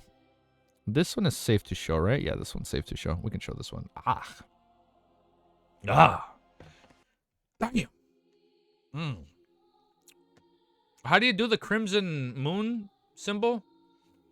They draw like a crimson moon on their chest. Oh man. Oh man, my heart goes out for Cynthia, dude. I feel so bad for her. Chapter 630. I think I did my timestamp, yeah. Timeline. Like, I feel so bad for Cynthia, man. All that, and then Klein is like, yeah, don't worry. Death isn't the end. Like, with all these gods, there's a possibility of an afterlife. Like, man, that's so sad. Well, like, I mean, we know, like, there's a spirit world in this series, right? But, like, still, man, it's so messed up. I feel so bad for her. Chapter 630 is called Timeline. The leader of the Naturism sect was named Flight Can Fuck 'em. Flight Ken, a man in his 30s. His thin face has brown whiskers and there were evil-looking tattoos on his neck. He was brought in front of Klein by Luan. He looked damn, they found him really quick. He was brought in front of Klein by Luan. He looked ragged as though he had suffered the most severe mental torture. Your Excellency, while being captured, he kept explaining his intelligence for strength, and he was on the brink of a mental collapse. Luan reported the facts, ignoring the possibility that the Admiral Amyrius could tell the exact details. That's perfect. Klein had been previously worried about that as a lunatic Flight Ken would refuse to answer his questions while under the mental pressure. That way, he had to take the risk of being suspected of dismissing his subordinates and attempting a spirit channeling. As he looked coldly at Flight Ken, Klein's left hand wore a golden luster under the covers of his desk. Ooh, creeping hunger. He had switched creeping hunger to Interrogator Soul, and Interrogator happened to be Sequence 7 on Admiral Amyrius' Arbiter pathway. Deep in Klein's eyes, two indistinct flashes of lightning appeared and overlapped in Flight Ken's figures. Psychic piercing was poised for attack. If I was Klein, I would have won array already. How do you explain that? And how do you even maneuver that situation? However, Klein didn't directly use his beyond powers. It was as if it was only at the level of sequence weapon. Once he used it in front of Luan, he would immediately expose himself to the blonde secretary.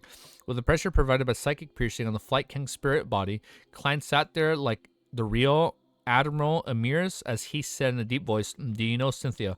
As he spoke, he raised his right hand and dangled the black miniature rhinoceros's horn from his palm. What is its use? The dispirited Flight Ken trembled as if he felt as if a dagger was being held in his psyche, capable of penetrating him at any moment. He couldn't help but lower his head as he stumbled. "Yes, I know her. Cynthia. Miss Cynthia wished to have a child with your excellency, a child with beyond her powers. She was introduced to me by her parents. It's a proliferation necklace created with the bestowment of the goddess's aura. By consuming its powder and wearing it for a prolonged... Didn't I say everything went south when she drank the the mummy powder? By consuming its powder and wearing it for prolonged periods of time, it will be able to make your excellency unable to resist her." Klein listened in silence as if he was half convinced by Flight Kent's explanation. However, he still had his doubts.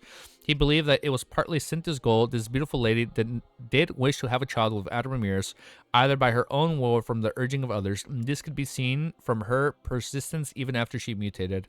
Although the Lowing Kingdom's aristocrats didn't like her, even discriminated against her illegitimate children, it was situational.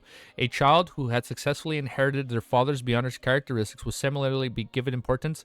Those ancient families who knew many secrets viewed this with importance, and the Revelt family was one of those families.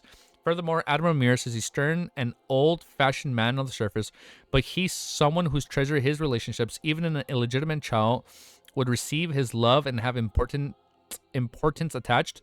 This might be the real reason why Cynthia was eager to have his child. Klein sighed inwardly.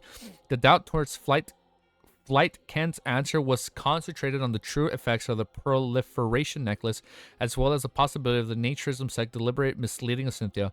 As he's thinking of the pressure brought about by the psychic piercing, Klein silently stared into Flight Ken's eyes until he could no longer take it and bowed his head again. What other uses does this necklace have? Klein shook the cracked pendant. His tone was calm, as though he knew every secret. His questions were only to obtain the final confirmation. An indescribable pressure inundated Flight Ken, who was already on the brink of a mental collapse. He plopped to the ground and shouted nearly hysterically, "It can corrupt you. As long as Cynthia consumed the powder ground from it and sincerely chanted Mother Earth, Mother Tree of Desire's honorific name, any man who has sex with her and successfully has a child would be corrupted." So Klein would have been corrupted. That will make you become a believer of the Mother Tree of Desire to become her blessed. So that's how it is. Klein instantly understood the entire story, and he was no longer puzzled by the mutation that had happened that very night.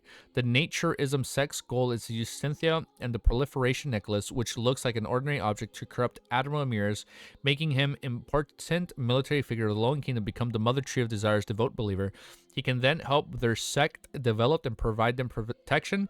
The key to the success of this method is that it's sufficiently concealed at normal It is in no way directly connected to the terms like potency, strike, and terrifying.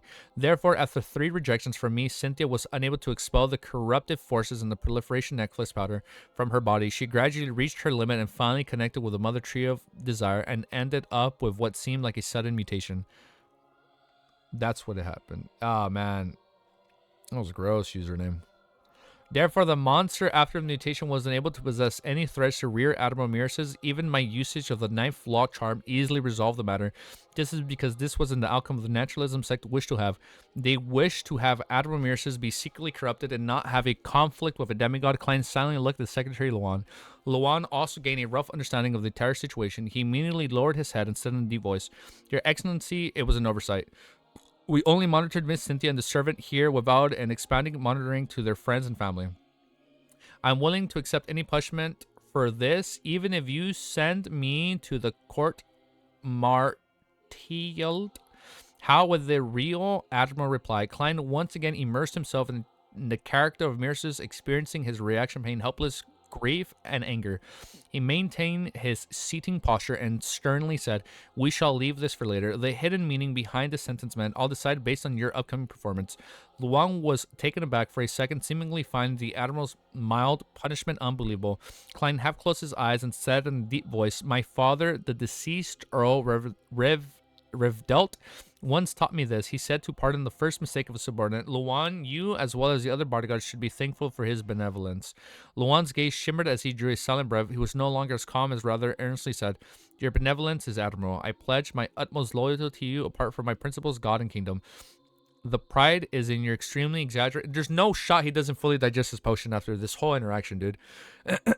Klein, the pride in you is extremely exaggerated. Klein didn't believe him, and he said, seemingly calm, "There's a second half of the saying. This is punish them for their second mistake."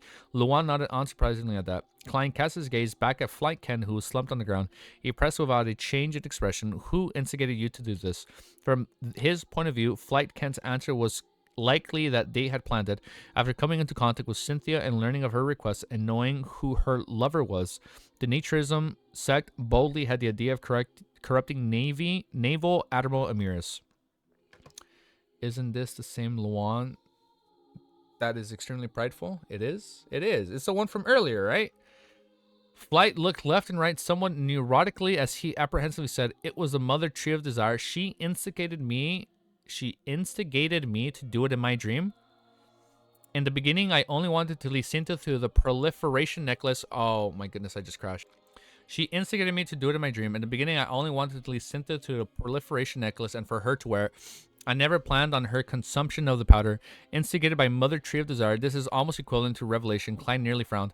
Although Admiral Amyrius is an important figure of the Loan military and the highest ranking commander of the Central Sonia Sea, making his standing and power rather tremendous, it shouldn't be important enough to have an evil goddess set her sights on him. However, I'm not an evil god. I have no way of comprehending their thought process. Perhaps the corruption of Amyrius is for the subsequent plans. Yes, I can eliminate the possibility that Flight Ken is lying. I'll have to confirm it later. Klein thought before sternly asking, "When did you have this dream?" Flight forced a smile filled with fear and said, "It was nighttime on February 4th, last Friday. I remembered it very clearly. I had just released the spirituality of a lady." February 4th, Klein ruminated over the date, momentarily unable to find anything special about it. After 2 seconds silence, he turned to ask, "What relationship did you have with the Rose School of Thought?" "What relationship does the Mother Tree of Desire have with the Chained God?" He wasn't worried about Admiral Amyrius, might have already known of this, with Secretary Luan having a certain understanding of the matter. This could be easily understood as a confirmation question. Flight Ken revealed a passionate look as he could hardly keep in, where a branch of the Rose School of Thought. Rose, there was a rose on the... Okay, I can see that. I can see the rose similarities here. Where I should have caught the roses right away. Where a branch family of the Rose School of Thought. My mentor is the Rose School of Thought Saint Satwen. That's a new name drop. The Chained God is another manifestation of the Mother Tree of Desire. The Chained God, this is new lore. Oh my god. The Chained God is another manifestation of the Mother Tree of Desire. The Mother Tree of Desire, the Mother Tree of Desire is the only true and only deity that surpasses the 7 gods and the true creator. What the fuck? The mother tree of desire is a true and only deity that surpasses the 7 gods and the true creator. Your Excellency, you are a candidate to be her blessed. No, I knew the chain god. What I didn't know is the mother tree of this. The mother. I didn't know the mother tree of desire is like the only one that's like on that same pedestal. No. Don't worry. I knew that. I knew that part. Don't worry.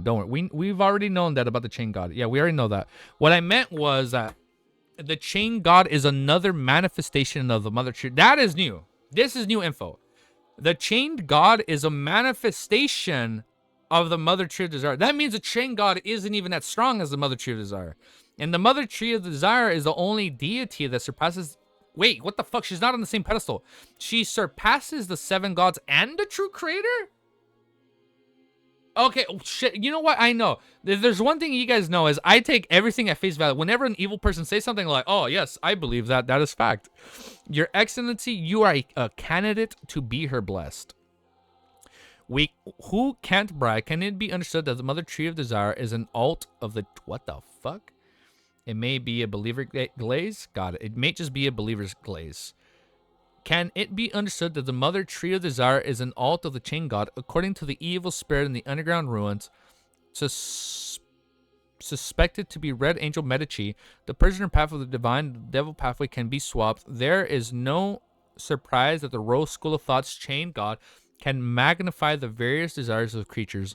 They have the temperance and indulgence factions internally. This matches the situation Klein thought as he turned his head to Luan and said, "Go out for a while." He planned on questioning Flight Ken on whether he had done anything evil, and if he was suitable to be Creeping Hunger's meal. Yes, Your Excellency. Yes, Your Excellency. Luan didn't ask why he had briskly walked out of the study and closed the door behind him. After the echoing sound of the door closing subsided, the entire study suddenly turned quiet. It was as though it was isolated from the outside world. The beyond the powers of a baron of corruption, the distortion of door closing, the seal study. Very considerate, Klein pondered for a few seconds as he recalled the series of thoughts he had previously. Hence, he suddenly asked, February 6, "What did you do on Sunday evening?" Alright, what did he do? Flight Ken was taken aback as he said, "We followed the revelation given by Mother Tree of Desire, and using the proliferation necklace and a hair obtained from a particular tramp, we held a ritual to magnify the tramp's gluttony. The tramp stand is meant for Admiral Amyrius was indeed killed by you. It was to prevent the Admiral from leaving and hence fall into a trap so that he can have sex with Cynthia and end up being corrupted." Klein instantly connected all the matters together, and my appearance provided another possibility that coincidentally destroyed his plan. Coincidence? That's not right. When the word coincidences flashed in his mind, Klein suddenly recalled the Pisilicary of February 4th. The day the mother... Wait, what? The day the mother tree of desire gave Flight Ken a dream divination. It was the first day he arrived on Aurora Island. Might be your Romero number 2. Coincidences? I think not. Who the fuck is scheming something in the background? I'm sorry, this has to be the quill. There's no shot this isn't. Is this Ince? Is this Ince writing this, or is this the one that's independently writing on the quill? I don't know, man. I hear coincidences and I get triggered. This is scary. I didn't even know I was still recording. Oh, wait, I resumed. Oh, I can resume it by just pushing the pause. Really? Just a spacebar? Now I'm regretting that custom emoji we make. You're partaking in gluttony? Hey. I am spacing out my stress eating, okay? This shit got really real all of a sudden. But let's keep reading. Yeah, I don't know. Like, when you ask me what do you think is happening, I don't know. Like, I can't even process what's going on, man. Like, so much is happening. There's so much like mystery happening in the background, and like I have zero clue where this can go. Please add a peak fiction emoji to YouTube. I think we need to add that. Genuinely, yeah. All right, let's read. This is gonna be our last chapter for today, and then we're gonna start uploading these videos, and then we're gonna wait to see if there's gonna be a new trailer today. Nice plan? Yeah, I think it'll work. Because it's going to take 2 to 3 hours to upload this by the time a new trailer would be up. So I think it'll be okay. Chapter 631. 3 days of absence. Don't tell me that this matter was targeted at me. Klein was alarmed and immediately became abnormally awake. As a person who had several similar experiences, he had quite a persecution complex. It really is possible the Mother Tree of Desire used a dream divination to send Flight Ken a revelation just as I arrived in Nararvi Island and began an entire series of plans. The first day I built Brando was a day Naturalism Sect held a ritual to make a tramp stand and die from gluttony. If they were targeting Admiral Amyrius, the plan needed to ensure that there was no lack of stand-in and that he couldn't find an additional helper or other means to conceal departure. But clearly, this is something that cannot be confirmed. My involvement is proof. If the target was me, then the previous problem is explained. Klein used his clown powers to control his facial expressions as he gloomily looked at Flight Ken. With such a theory, more questions emerged in his mind. But how were they certain that built Brando would seek me out? The news German Sparrow being able to change into anyone was spread from Vice Admiral Ailman Tracy.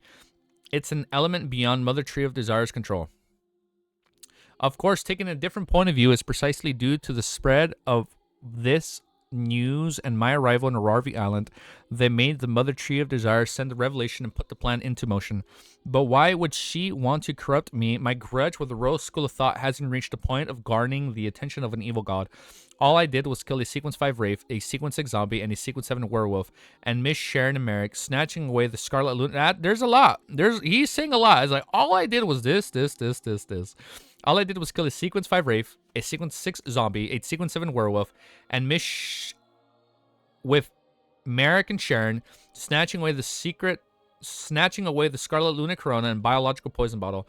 My hunt against Admiral of Blood was terminated before it even started. It was an idea that didn't translate into action. The only thing that happened was the killing of Steel Maveri. That's a lot. The act of revenge that resulted from this matter shouldn't even exceed the detention of a saint. Was it something special about me that resonated with some item that formed by the aura of the Mother Tree of Desire on this island the moment I stepped in? But I've never faced any abnormal reactions from the holy artifacts left behind by other deities in Backland or Tingan City. Furthermore, I did divine the matter above the Grey Fog and received the revelation that the death of the tramp was solely a coincidence. It wasn't arranged by legendary creature or a grade 0 artifact that outcome ended up different. Dude, it was just whatever it is just so strong he couldn't even divine it. That's what happened. This is the first time the divination above the Grey Fog had been disrupted in the true sense of the word. I didn't even notice that it had been disrupted. Klein's thoughts came to a pause as he discovered the most serious problem, which is back when the matter involved 008, all he received was an ineffective revelation and not a disruptive outcome. So this is stronger than the quill. Therefore, it's a power that exceeds a grade... What the fuck? It's a power that exceeds a grade 0 sealed artifact. The Mother Tree of Desires personally disrupted the matter, and she is a true deity herself. But it's very difficult for the 7 gods to influence the real world. So how is she doing it? There has to be a corresponding ritual. Yes, I had also divined the risks of acting as Amyrius above the Grey Fog, and received a revelation to say that it was an acceptable risk. The outcome does match the development of the situation, so it wasn't disrupted. The more Klein thought about the matter, the more perplexed he became. What was most incomprehensible about it was that if the target of corruption was himself, why didn't he suffer any demanding rich trials? And he instead solved the problem in a relatively simple manner. This made the Mother Earth Desires arrangements appear like a joke. While pondering with the weight in his mind, Klein nearly crushed Flight Ken. He asked again to verify his conjecture. To his surprise, Naturism Sect hadn't held any rituals to request Mother Tree of Desire to disrupt any divination over the past week. They didn't make any special arrangements amid cowards that failed on the project. Strange, Klein took out a gold coin and flicked it at a final confirmation. Even without divination, he was almost certain that Flight Kent wasn't lying. Firstly, the man was already on the brink of a mental collapse, making him lack the ability to fabricate something reasonable. Secondly, Flight Kent's answers adhered to logic, completely confirming whatever Klein had deliberately kept to him. The gold coin landed in the open palm and king's portrait facing up, indicating a positive response. Combined with a divination statement, Klein finally confirmed the Flight Ken wasn't lying. After temporarily suppressing his puzzlement, he cast his gaze towards Flight Ken once again. He asked without smiling, "What deeds have you done in the past that violated the kingdom's laws of the moral fabric of society?" Flight Ken was taken aback for a few seconds as his mental state seemed to instantly turn for the better. From his point of view, his ploy against Admiral Amyrius was the most serious crime, something that would most easily enrage this important figure. Everything else was trivial and nothing that needed a demigod to waste his time and energy on. Therefore, after skipping the important matters and coming to an ordinary topic, it meant that he might enjoy a good outcome. Flight Ken couldn't help but reveal a discreet smile as he hastened to recount. "I once tortured a family for an entire night for their property and abandoned them in the woods after murdering them." It's not nice. Then I used fake documents and successfully obtained a sizable amount of wealth. I deliberately enticed many believers to indulge in their desires and watched as their emptiness and regret after the deed slowly paved the way for them to become fertilizer for the mother tree of desire. What the fuck? I once tricked many ladies to abide with their nature and excuse for them to be redeemed by the spirits, allowing me to possess them.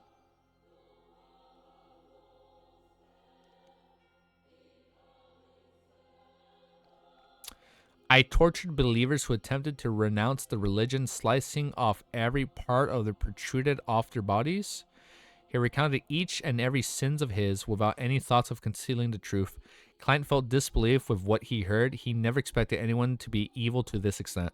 As Flight Ken got increasingly excited from recounting his past deeds, he saw Admiral Amyrius stand up without expression before circling around the desk standing in front of him. The Admiral then raised his left palm, a creeping hunger. A terrifying mouth appeared in the middle of the left palm, revealing 2 rows of illusory white and airy teeth that were icy cold. No, no. A sharp and horrified scream resounded in the room for a long time until silence prevailed. After a while, Klein bent down to pick up the blob of grayish-white light that resembled a shrunken brain. This was the beyond characteristic of a lunatic. Unfortunately, Flight Ken had been searching before being brought here. He didn't leave behind any cash or items. Klein snapped his fingers and ignited the rest of the clothes. As he looked at his left shoulder, which was beginning its recovery process, he sat behind the desk and remained silent amidst the dancing scarlet flames. Wow. Once the traces were no longer noticeable, he pulled at the corresponding rope, making the bell outside ring.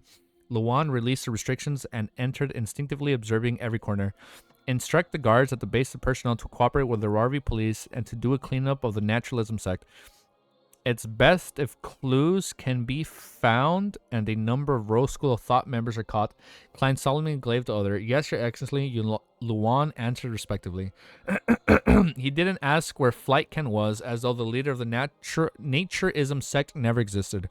Klein didn't pay too much attention to the raid on Aurora Island. Using the excuse that he was slightly injured, he declined the remaining schedules for the next 2 days. This meant that he didn't need to worry about needing to execute the might of a high sequence bounder of the Arbiter pathway after expending the 9th law charms. Nearing noon, I'm starting to lose my voice. Nearing noon, Luan entered after knocking on the door after reported, "Your Excellency, Mr. Aston has yet to leave on the liner." The new Governor General, Ben Conrad, had sent an invitation to participate in the banquet he's hosting tonight. Ben Conrad, the person to replace Aston as Governor General. According to what I know, Viscount Conrad's family is a loyal subject of the royal family. Talon likely got to know Prince Etzek while being the equestrian teacher of the Viscount Conrad's youngest son. Klein nodded gently as he immersed himself in the Amyrius Revedelt's complex emotions. He remained silent for a few seconds before saying, "Inform Governor General Conrad that it is inconvenient for me to attend the banquet because of the injuries suffered from the Naturism sex assault. Apologize to him on my behalf." "Yes, Your Excellency." Luan didn't persuade him otherwise and calmly left the room. A demigod definitely had the right to be willful. As long as he didn't engage in some secret ploy or commit any serious mistakes, there was no way he would be blamed regardless of what he did. This was because any faction would be willing to rope in a demigod. As he watched Luan's back vanish from the door, Klein shook his head instinctively and sat back behind the desk. A quiet day quickly passed. When it was almost midnight, Klein, who was sleeping in the guest room, suddenly woke up and sat up. What happened? His spiritual perception told him that someone had entered the house. Klein focused his gaze at the window and saw a middle-aged man in a tailcoat. He had He had black hair and blue eyes with the corners of his mouth slightly sagging. He was none other than Admiral Amyrius. Phew, he's finally back. Klein slowly stood up and cautiously asked, "What item did you give me before?"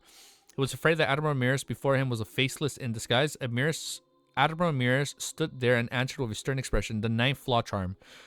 Without waiting for Grimspear to speak again, he took 2 steps forward and calmly said, "Did anything happen in the past few days?" Bro, a lot happened. Klein controlled his facial muscles and said, your secretary committed a mistake and was injured? Oh, what else? Admiral Mears nodded with deep reservation. Klein tried hard to not move his gaze away as he looked straight at him and said, "Your younger brother has been relieved of his post as Governor General. The new Governor General has already been taken over. Your Miss Catleya mutated into a monster and was purified by me. A number of your bodyguards and attendants were infected to a certain extent and are currently receiving treatment." Fuck. Amyrius' expression turned into shock bit by bit in an uncontrollable manner. His eyes moved. He's like, what? His eyes moved slightly as though he suspected whether he had returned to the wrong place. He's like, what did he say? He's like, it had only been 3 days, dude. He's like, what the fuck? It's been 3 days. What do you mean? That's wild, bro. Yeah, we're gonna do overall thoughts, and we will be back. We will be back. Wow, I'm getting too excited. I'm like BBB. I'm like repeating words. So, a lot happened. A lot fucking happened. That was scary. I don't know how to process what just happened. This is definitely hands down top 10. This is easily top 10, bro. And Lord of the Mysteries. Yeah, this is top 10. This shit was twisted, messed up. It was very there was like so many themes covered in like the last 15 chapters. Like this whole arc with him disguising, bro, peak stream, bro, peak comment. This was a peak arc. This was a stream of all time, bro. This was a top 10. This was crazy, bro. Like, this whole scenario is up there with Old Neil, with Old Neil's death, the Magoose fight with Dunsmith Leonard. Like, oh my god, like, this is up there. Like, the whole final fight with the Angel, Ants, a Zik entering, a Zik taking out Quillingus, like that, like during the assassination tip. Like, all this, let's think. Klein thinks that this whole plan was, yeah, and then Klein is like, I still don't, I still haven't fully digested how he came to that conclusion that it's like they knew of him. So like in like some way, shape, or form, he's under the assumption that the primordial tree of desire was aiming for Klein specifically because of the timing. Okay.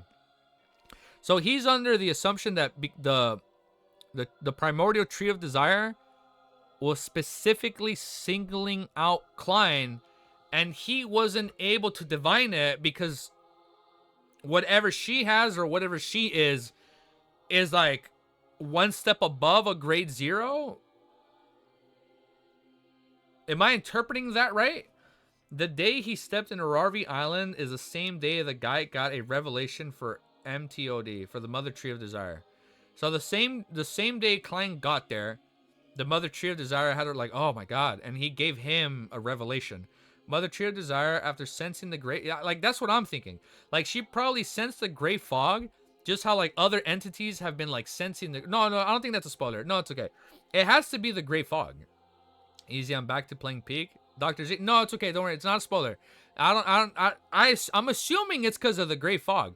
There's something up with Klein because like now it's like just how like a Rhodes can sense the gray fog, miasma, and the telegraph. Like there's no shot. Mother Tree of Desire was like, oh my god. It's like the fact that a Rhodes is able to detect the lingering effects of the gray fog. There's no shot he's the only one. Like, I feel like as we progress, this is what's going to happen. As Klein gets higher and higher in his sequences, the gray fog is going to be radiating more and more of that energy that Rhodes was able to detect.